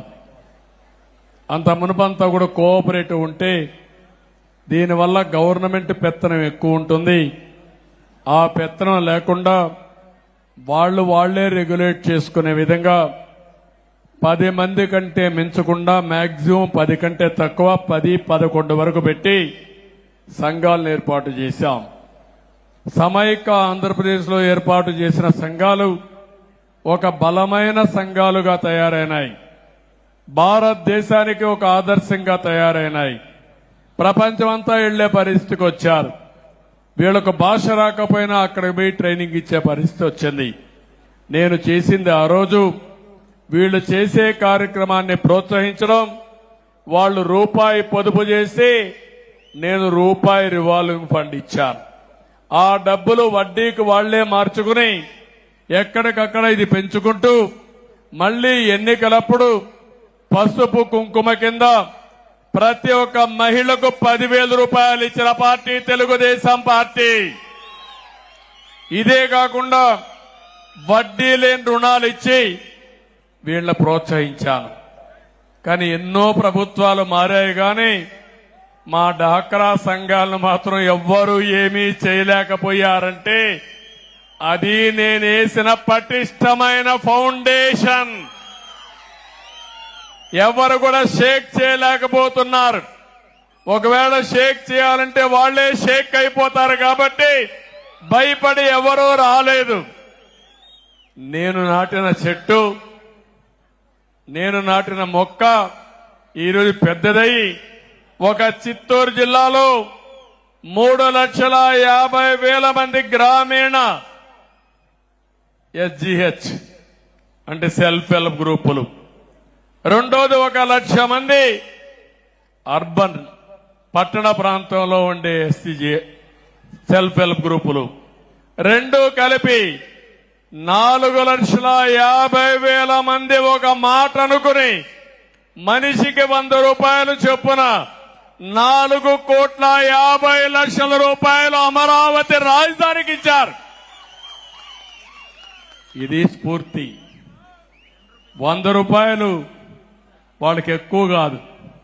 100 రూపాయలు ఇవ్వగలిగే శక్తి ఉంది, మనసుంది. నేను అందుకే ఆలోచిస్తున్నాను, మన రాష్ట్రంలో 1,20,00,000 మంది సెల్ఫ్ హెల్ప్ గ్రూపులు ఉన్నారు. డాక్రా సంఘాలు, డాక్వా సంఘాలు ఉన్నాయి. మా ఆడబిడ్డలకు హామీ ఇస్తున్నా, మిమ్మల్ని అందరినీ లక్షాధికారులు చేయడానికి ఏం చేయాలో ఒక కార్యక్రమాన్ని ఆలోచిస్తున్నారు. కేంద్రం ఒక పథకాన్ని ఇచ్చారు. 3 లక్షల మంది పేద మహిళల్ని లక్షాధికారులు చేస్తామన్నారు. ఆ 3 లక్షల మంది 3 కోట్ల మందిలో ఒక 60-70 లక్షల మంది మినిమం మన ఆంధ్రప్రదేశ్ లో లక్షాధికారులు చేస్తారని ఆ కార్యక్రమానికి శ్రీకారం చుడతాం. మళ్లీ పూర్వ వైభవం తీసుకొస్తాను. మీ దగ్గర ఆర్థికంగా సంపాదించే మార్గాన్ని చూపిస్తా. మీ అందరికీ మళ్ళా మీ అందరికీ ఇంట్లో ఖజానా తాళాలు మీకు వచ్చేట్టుగా, బాగా డబ్బులు సంపాదించేట్టుగా ఏం చేయాలో చేస్తా. కేంద్రంలో కూడా వెసులుబాటు వస్తుంది. తప్పకుండా మా ఆడబిడ్డల్ని మళ్లీ పైకి తీసుకొచ్చి ప్రపంచానికి ఒక ఆదర్శంగా చేస్తారని మీ అందరికీ హామీ ఇస్తూ, ఇలాంటి కార్యక్రమాలు చూసినప్పుడు ఒక ఆనందం, ఒక తృప్తి, ఇవన్నీ కూడా వస్తున్నాయి. ఈరోజు మిమ్మల్ని చూస్తే మీరు ఎవరు వదిలిపెట్టే పరిస్థితిలో లేరు. ఈరోజు ప్రేమ్ కుమార్ కూడా అమరావతి కోసం 1,00,000 రూపాయలు విరాళం ఇచ్చే పరిస్థితికి వచ్చాడు. ఓసారి నేను ప్రమోట్ చేయడం లేదు కానీ స్వచ్ఛందంగా చాలా మంది ముందుకు వస్తున్నారు. నిన్న ఒక అమ్మాయి వచ్చింది, నాకే ఆశ్చర్యం వేసింది. అమరావతి కోసం ఇంత మునుపు 1,00,000 రూపాయలు ఇచ్చింది బంగారం అమ్మి. నిన్న మళ్లీ వచ్చి 3 ఎకరాలు భూమి ఉంటే ఎకరా భూమి అమ్మి 25 లక్షల రూపాయలు చెక్ తీసుకొచ్చింది. నేను అడిగాను ఆ అమ్మాయిని, ఏమమ్మా నువ్వు 25 లక్షల రూపాయలు ఇస్తున్నావు, నీకుండేది 3 ఎకరాలు, 1 ఎకరా ఇచ్చేస్తున్నావు, నువ్వెట్లా బతుకుతావంటే ఆ అమ్మాయి ఒకే మాట అంది, నాకు అమ్మ లేదు, నాన్న ఒకడే ఉన్నాడు, నాన్న నేను ఇద్దరమే ఉన్నాం, నేను MBBS చదువుకుంటున్నా, మా ఇద్దరి పొట్ట కోసం 2 ఎకరాలు భూమి చాలు, ఈ ఎకరా అమ్మి రాజధాని నిర్మాణానికి ఖర్చు పెడితే కొన్ని లక్షల మంది పొట్ట నింపుకునే పరిస్థితి వస్తుంది, అది మీరు చేయండి సార్ అనే పరిస్థితికి వచ్చింది. అది స్ఫూర్తి. అలాంటి వాళ్ళు చూసినప్పుడు నాకు అనిపిస్తుంది ఇంకా ఈ ప్రపంచంలో మంచి బ్రతికే ఉంది. అవునా కాదా? చెడు వ్యక్తులు కూడా ఉన్నారు, కానీ మంచి బతికుంది. మంచిని బతికించడానికి కొంతమంది ఉన్నారు. అదే మంచి ప్రయోగం. చాలా సంతోషం. మళ్ళా మాట్లాడదాం ఇప్పుడే. దాన్ని ఇలాంటివన్నీ జరుగుతున్నాయి. అందుకే ఈరోజు మళ్లీ అందరికి ఒకటి హామీ ఇస్తున్నా, రేపటి నుంచి 8వ నన్ను ఎమ్మెల్యే గెలిపించారు కాబట్టి, 4వసారి ముఖ్యమంత్రిగా అయిపోయారు కాబట్టి నేనే చేస్తాను, మీరు మాత్రం సహకారం చేయమంటే కుదరదు. మీరు బాగుపడాలంటే గుర్రాన్ని నీటి తొట్టి దగ్గర తీసుకుపోతాం గానీ తాగిచ్చలేము. అవునా కాదా? మీరు ముందుకు రావాలి, మీ కుటుంబాలు బాగుపడాలి. మీ కుటుంబాలు బాగుపడితే నాకు పేరు వస్తుంది, నాకు ఒక తృప్తి. మీరు బాగుపడితే అది చూసి నేను ఆనందపడాలని ఏకైక కోరిక. 8 సార్లు ఓట్లేసిన మీ రుణం తీర్చుకున్నానని ఒక తృప్తి. దీనికి మన నియోజకవర్గంలో కూడా ఈ మధ్య ఒకప్పుడు అందరూ మంచి వాళ్ళు ఉండేవాళ్ళు కానీ అక్కడక్కడ ఒకరిద్దరు తయారయ్యారు. ఇప్పుడు పుల్లలు పెట్టేవాళ్ళు తయారయ్యారు. కానీ వాళ్ళ గురించి బాధ లేదు. మనందరం ఒకటైతే వాళ్లే మారతారు. మారకపోతే మారుస్తాం. దాని గురించి నాకు బాధ లేదు. ఈ రోజటి నుంచి మన సంక్షేమం, అభివృద్ధి రెండు కూడా సమాంతరంగా ముందుకు పోవాల్సిన అవసరం ఉంది. ప్రతి ఒక్క కుటుంబం అర్థం చేసుకోవాలి. నేను చెప్పింది ఎన్నోసార్లు చూశాను. ఎంతమంది ఎన్ని చెప్పినా కడాన మీలో ఉండే మంచితనం చూస్తే నా విషయం వచ్చినప్పుడు ఎవ్వరి మాట వినకుండా నేను చెప్పిన మాట విని నాతో ఫాలో అవుతున్నారు. అది నా జీవితంలో ఎప్పుడూ మరిసిపోలేను. అందుకే ఈరోజు మీ అందరి ముందర చెప్పాను, రేపటి నుంచే నేను చెప్పిన ప్రతి ఒక్క విషయం కార్యరూపం దాలుస్తుంది. దాన్ని ఉపయోగించుకునే బాధ్యత మీది.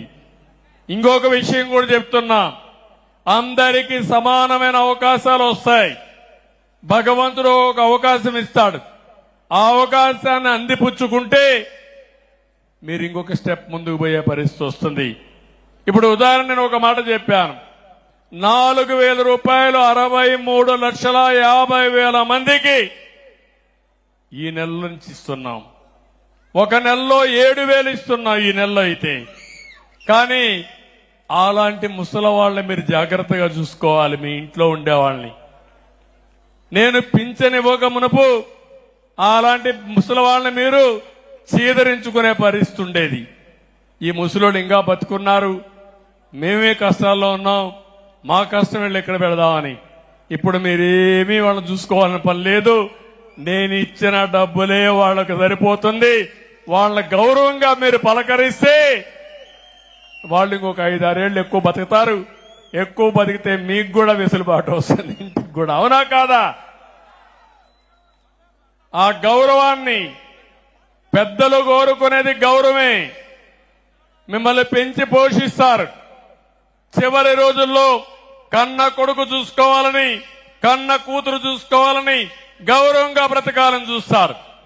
ఆర్థిక ఇబ్బందుల వల్ల కొంతమంది చూసుకోలేకపోతే ఆ బాధ్యత ఈరోజు నేను ఎన్నోసార్లు చెప్పాను, మీ ఇంటికి పెద్ద కొడుకుగా ఉంటా, మిమ్మల్ని ఆదుకుంటానని చెప్పి నా బాధ్యత నేను నెరవేర్చానని చెప్పి నేను మీకు తెలియజేస్తున్నా. ఈరోజు వాళ్ళను కూడా బాగా చూసుకుని నేను ఇంకోటి కూడా చెప్తున్నాను, అనేక కార్యక్రమాల ద్వారా మన సూపర్ 6 ఉన్నాయి, ఒక్కొక్కటి అమలు చేస్తాం.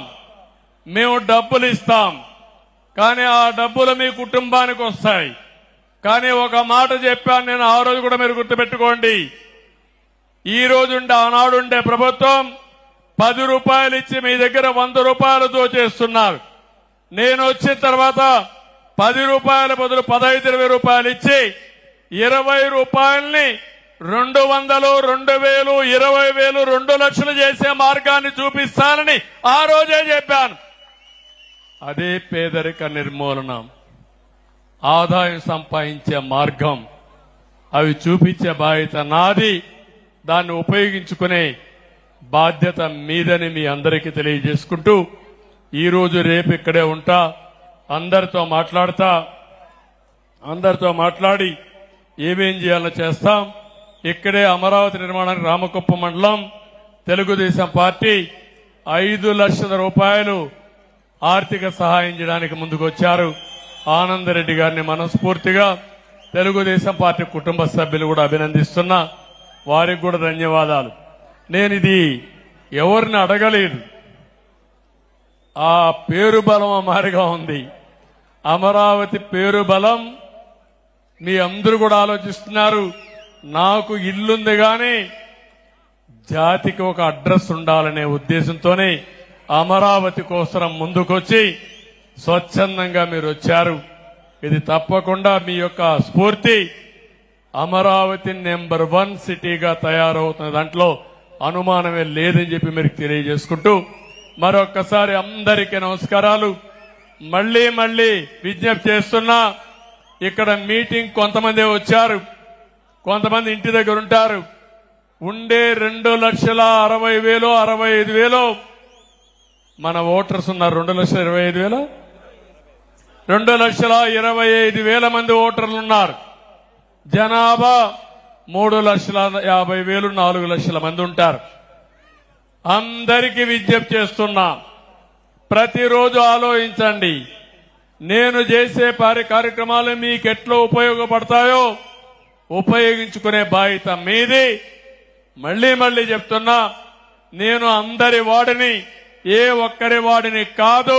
మీ ఇంట్లో ఒక కుటుంబ సభ్యుడిగా ఉంటా, మీకు అండగా ఉంటా, తోడుగా ఉంటా, మీ కష్టాలు తీర్చడానికి అనునిత్యం మీకు సహాయకారిగా ఉండి మిమ్మల్ని ఆదుకుంటానని మరొక్కసారి తెలియజేసుకుంటూ, ఎవరెన్ని చెప్పినా వినకుండా నేను కూడా మొత్తం కంప్యూటరైజ్ చేస్తాను. ప్రతి ఒక్క ఇంటి యొక్క ఆదాయాన్ని, కొంతమంది కావాలని కూడా మీకు చెప్పచ్చు, మీకు వచ్చే ఆదాయాన్ని తగ్గించడం కోసం సంక్షేమ కార్యక్రమాలను ఎగ్గొట్టడం కోసం ఇవన్నీ చేస్తున్నారని. అవి మాత్రం చెయ్యను. నేను చేసే పని ఒకటే, నేను సంపాదించేది ఈ ప్రజల కోసమే సంపాదిస్తున్నాను, కష్టపడుతున్నాను. కష్టపడిన తర్వాత ఆ యొక్క సంపద మీకే చెందాలి. ఈ పందికొక్కులు ఎవరూ మేయకుండా కాపలా ఉండడం నా బాధ్యత. తిరిగి ఆ సంపదలో వచ్చే ఆదాయం ఈ ప్రజల సంక్షేమం కోసం, అభివృద్ధి కోసం నిరంతరం కష్టపడతా. భగవంతుణ్ణి ప్రతిరోజు ఒకే కోరిక కోరుతున్నా. ఆ కోరిక మీరు చూస్తే తెలుగు జాతి ప్రపంచంలో నెంబర్ 1 గా ఉండాలని. భారతదేశంలో ఉండే కుటుంబ వ్యవస్థ ఒక పవిత్రమైన వ్యవస్థ. ఇది ఇంకా పటిష్టంగా ఉండాలని, పేదరికం లేని సమాజం కోసం శక్తినిమ్మని భగవంతుని కోరుకుంటాను. ఆ పేదరిక నిర్మూలన, ఆర్థిక అసమానతలు తగ్గించడం నిరంతరం చేయడం కోసం శక్తి సామర్థ్యాలు ప్రసాదించమని భగవంతుని కోరుకుని అక్కడి నుంచి కార్యక్రమం స్టార్ట్ చేస్తున్నాను. తప్పకుండా నేను చేసిన సంకల్పం ఒక పవిత్రమైన సంకల్పం. ఏ శక్తి అడ్డు రాలేదు, ముందుకు పోతాను తప్ప వెనక్కొచ్చే సమస్య లేదని మరొక్కసారి మీ అందరికీ తెలియజేసుకుంటూ, మీరు ఈరోజు కుప్పంలో చూపించిన స్ఫూర్తి చూస్తున్నా. నేను ఎవరిని ఈరోజు రమ్మనలేదు, ఒక్క మెసేజ్ ఇచ్చాం ఇక్కడ మీటింగ్ ఉంటుందనుకుంటే మీరందరూ వచ్చారు. నిన్నే మన వాళ్లకు ఒక మాట చెప్పాను కేబినెట్ లో, ఆర్భాటాలు వద్దు, పెద్ద పెద్ద సైరన్లు వద్దు, సింపుల్ గా రండి. ఊర్లో ఒక చిన్న చెట్టు ఉంటే చెట్టు కింద కూర్చుందాం, ఊర్లో వాళ్ళందరినీ రమ్మందాం, అందరితో మాట్లాడదాం, కార్యక్రమాలకు శ్రీకారం చుడదాం. ఇంకా రాను రాను ఆర్భాటాలు చేస్తే ప్రజలు కూడా మనకు వ్యతిరేకించే పరిస్థితి వస్తారు.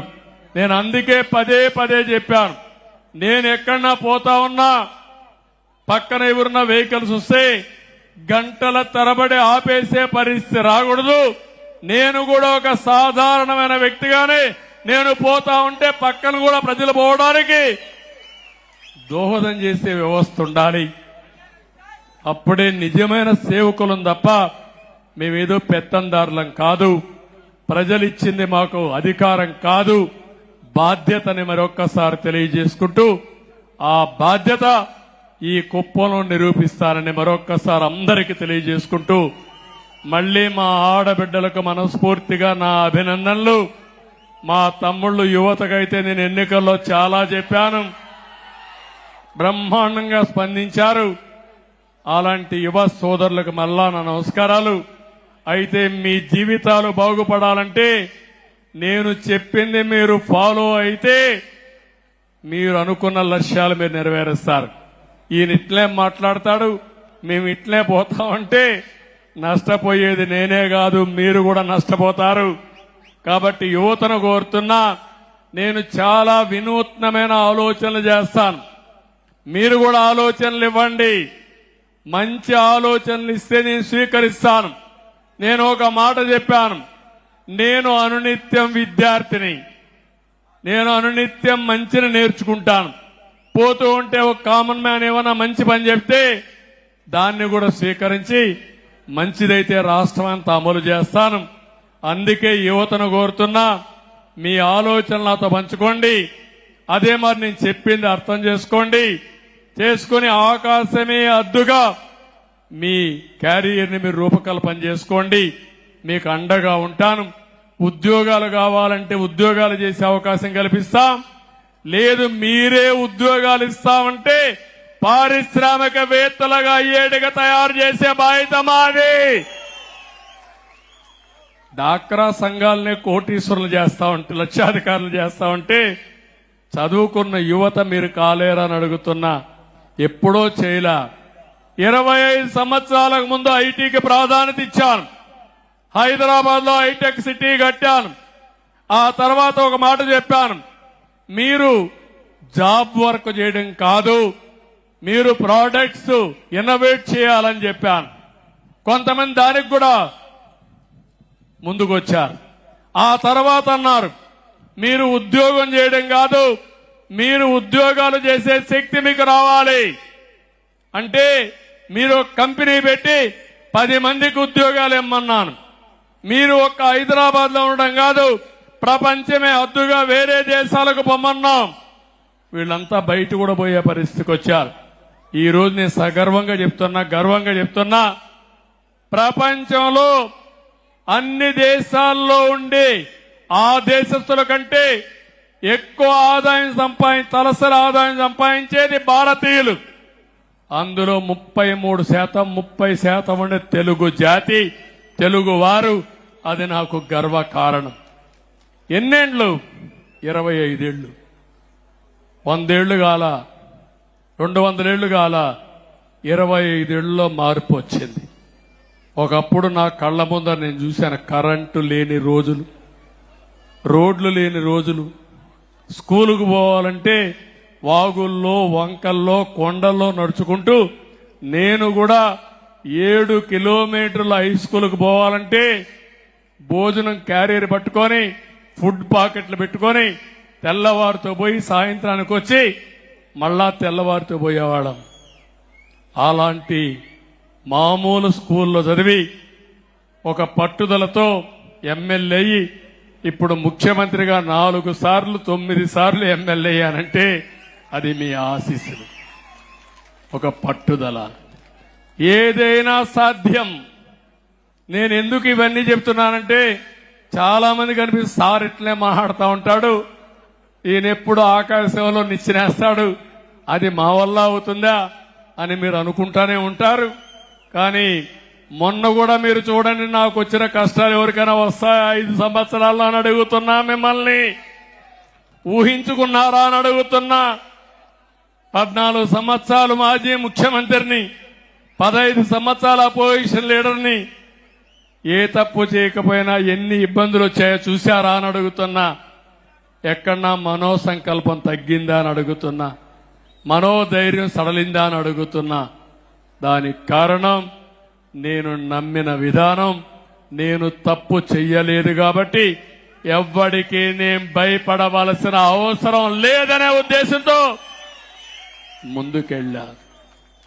కొన్నిసార్లు అయితే అవన్నీ ఇప్పుడు చెప్తే బాగుండదేమో కానీ నేను ఒకే మాట చెప్పాను. వెంకటేశ్వర స్వామికి బ్రహ్మోత్సవాల సందర్భంగా పట్టు వస్త్రాలు, లాంఛనాలు సమర్పించే సమయంలో నేను పోతా ఉంటే 23, 24 క్లేమోర్ మైన్స్ బ్లాస్ట్ చేసినప్పుడు కూడా భయపడలేదు.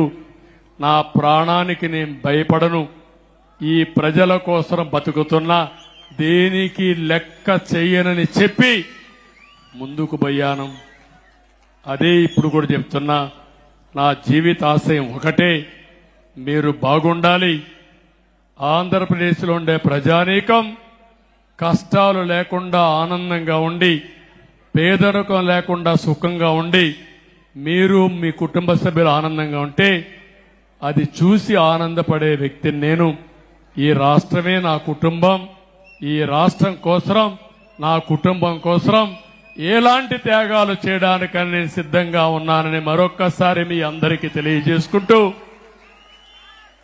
మళ్ళీ మా తమ్ముళ్ళను చూస్తున్నా అరచేతుల్లో హారతులిచ్చే పరిస్థితికి వచ్చారు. ఇవన్నీ కూడా స్ఫూర్తిదాయకంగా మీరు చేసే పనులు చూసిన తర్వాత నాకు అనిపిస్తుంది, నేను ఎంత కష్టపడినా ఎన్ని జన్మలెత్తి మీకు సేవ చేసినా మీ రుణం తీర్చుకోలేను. కానీ ఒక నమ్మకం ఉంది, మళ్ళీ ఒక చరిత్ర తిరగ రాయడానికే ఈ రోజు మీరందరూ ఎంపిక చేసుకున్నారు. ఆ చరిత్ర తిరగరాస్తా మీ మనస్సుల్లో శాశ్వతంగా స్థానం సంపాదించడానికి అనునిత్యం పనిచేస్తానని మరొకసారి మీ అందరికీ తెలియజేసుకుంటూ, మరొకసారి పేరు పేరున ప్రతి ఒక్కరికి నా నమస్కారాలు, ధన్యవాదాలు. మళ్ళీ మళ్ళీ వస్తానే ఉంటా. ఇవన్నీ సెట్ అయ్యే వరకు 3 నెలలకు ఒకసారి వస్తా, సెట్ చేస్తా. సెట్ చేసిన తర్వాత మానిటర్ చేస్తా. మానిటర్ చేసి మీరందరూ ఆనందంగా ఉండే వరకు మీకు అండగా ఉండే బాధ్యత నాదని మరొక్కసారి విజ్ఞప్తి చేస్తూ అందరికీ తెలియజేసుకుంటూ సెలవు తీసుకుంటున్నా. నమస్కారాలు, ధన్యవాదాలు. Thank you. అందరికీ శిరస్సు వంచిన నమస్కారాలు తెలియజేస్తున్నా. ఇక్కడే రవి అన్నా క్యాంటీన్ నడుపుతుంటే నడిపిన దానికి 700 మంది వచ్చి కొట్టారు. అందుకే ఈ కొండే ప్రజానీకం అంతా పూల వర్షం కురిపిస్తున్నారని మీద. కాబట్టి ఎప్పుడన్నా రాళ్లు వేసింది ఇక్కడనే పూల వర్షం పడుతుంది. ఏం అధైర్యపడవలసిన అవసరం. ఆ రోజు కూడా నేను ఒకటే చెప్పాను, నువ్వేం అధైర్యపడద్దు, నీ మంచి నిన్ను కాపాడుతుందని చెప్పాను. ఈ రోజు ఆ మంచే కాపాడింది. చాలా సంతోషం. మా రవికి ఒకటే కోరిక, ఇక్కడ ఒక ల్యాండ్ ఇవ్వమన్నాడు, పార్టీ ఆఫీసులు ఇస్తాను కూడా చెప్పాను. ఎప్పుడు అధికారంలో ఉన్నా అపోజిషన్ లో ఉన్నా సిబిఎన్ పేరుతో శాశ్వతంగా అన్నా క్యాంటీన్ రన్ చేయాలని రవి అభిప్రాయం. తప్పకుండా రవి, అది జయప్రదం అవుతుంది. నువ్వు ముందుకెళ్ళు, అన్ని విధాలా సహకరిస్తావు. Thank you. అందరికీ చెప్తూ ఇక్కడ ఉండే తెలుగుదేశం పార్టీ కుటుంబ సభ్యులకు ప్రత్యేకంగా నా నమస్కారాలు, ధన్యవాదాలు. రాష్ట్రం మొత్తం తెలుగుదేశం పార్టీ కార్యకర్తలు గాని, జనసేన కార్యకర్తలు గాని, జన సైనికులు గాని, బీజేపీ కార్యకర్తలు నాయకులు గాని ఈసారి నా జీవితంలో చూడని ఐక్యత, చూడని పట్టుదల వచ్చింది. అందరూ సమిష్టిగా పనిచేశారు. వీళ్ళందరి సమిష్టి కృషి ఫలితమే ఈరోజు బ్రహ్మాండమైన హిస్టారిక్ ఎన్నికల రిజల్ట్స్ వచ్చాయి. వాళ్ళందరినీ పేరు పేరున మనస్ఫూర్తిగా అభినందిస్తూ, ఎవరైతే కష్టపడి పనిచేసిన అందరి కార్యకర్తలకి న్యాయం చేసే బాధ్యత మేము తీసుకుంటామని అందరికీ తెలియజేసుకుంటూ, మరొకసారి మీ అందరికి కూడా కార్యకర్తలకు ధన్యవాదాలు. ప్రజలు ఓట్లేయాలని సంకల్పం ఉన్నా వాళ్లకు నాయకత్వం ఇచ్చేది మీరు. రేపు ఏదైనా మంచి చేయాలన్నా మళ్లీ వాళ్ళకు అండగా ఉండేది మీరు. అలాంటి మిమ్మల్ని అందరినీ అభినందిస్తూ, అక్కడే ఎంఆర్పీఎస్ కూడా బ్రహ్మాండంగా పనిచేశారు. వాళ్ళను కూడా మనస్ఫూర్తిగా పనిచేస్తున్నా. ఎన్నికల ముందే చెప్పాను, ఏబిసిడి కేటగరైజేషన్ జిల్లాల వారీగా పెడతామని కూడా నేను చెప్పాను. దానికి కూడా కట్టుబడి ఉంటాం. అన్ని వర్గాల న్యాయమే ఎన్డీఏ అభిమతం. అందరికీ న్యాయం చేస్తామని మరొక్కసారి తెలియజేసుకుంటూ అందరికీ నమస్కారాలు. జై హింద్.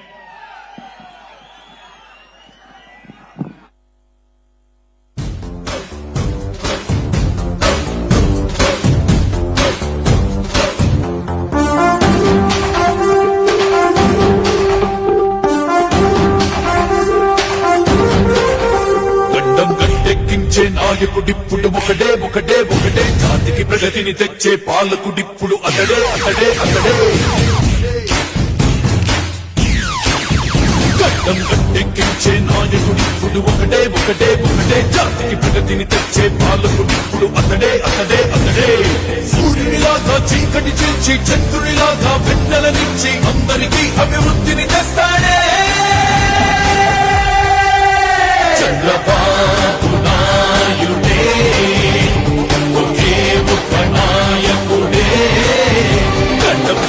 గట్టెక్కించే నాయకుడిప్పుడు ఒకడే ఒకడే ఒకడే జాతికి ప్రగతిని తెచ్చే పాలకుడిప్పుడు అతడే అతడే అతడే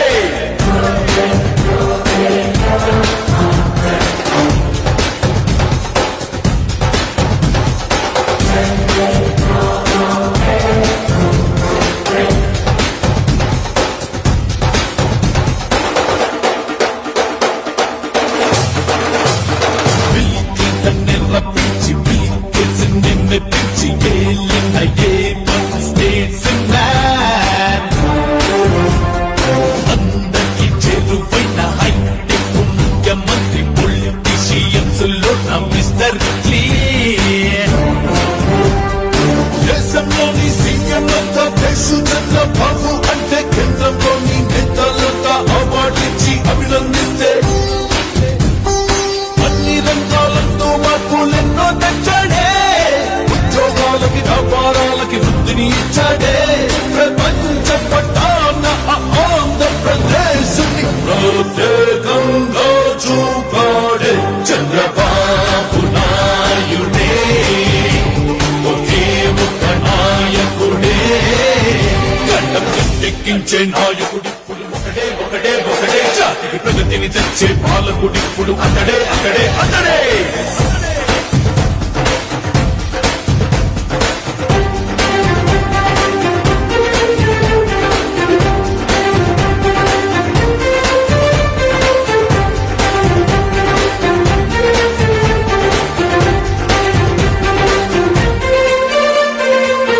ఆంధ్రప్రదేశ్కి అద్భుత రాజధాని నిర్మించగలడొక్క చంద్రబాబే చాణక్యుడిలా వ్యూహకర్తై అందరి వాడే అధినేతై విజయం వైపుకి కాలాచక్రం తిప్పుతాడే సంపదకే తన సృష్టికర్తయ్యై సమాజ సేవా భాగ్యకర్తయ్యై ప్రతి ఇంటికి పెద్ద కొడుకువై అవినీతిపై అగ్గి మిడుగువై అనుభవమున్న సీఎంగా ప్రోగ్రెస్ తెస్తాడే ఆంధ్ర అంటూ కలవరించేలా చేస్తాడే మీ పెద్ద కొడుకునై ఉంటానని నిరూపించాడే చంద్రబాబు నాయుడే ఒకే ఒక నాయకుడే గడ్డం ఎక్కించే నాయకుడిప్పుడు ఒకడే ఒకడే ఒకడే జాతికి ప్రగతిని తెచ్చే పాలకుడిప్పుడు అతడే అతడే అతడే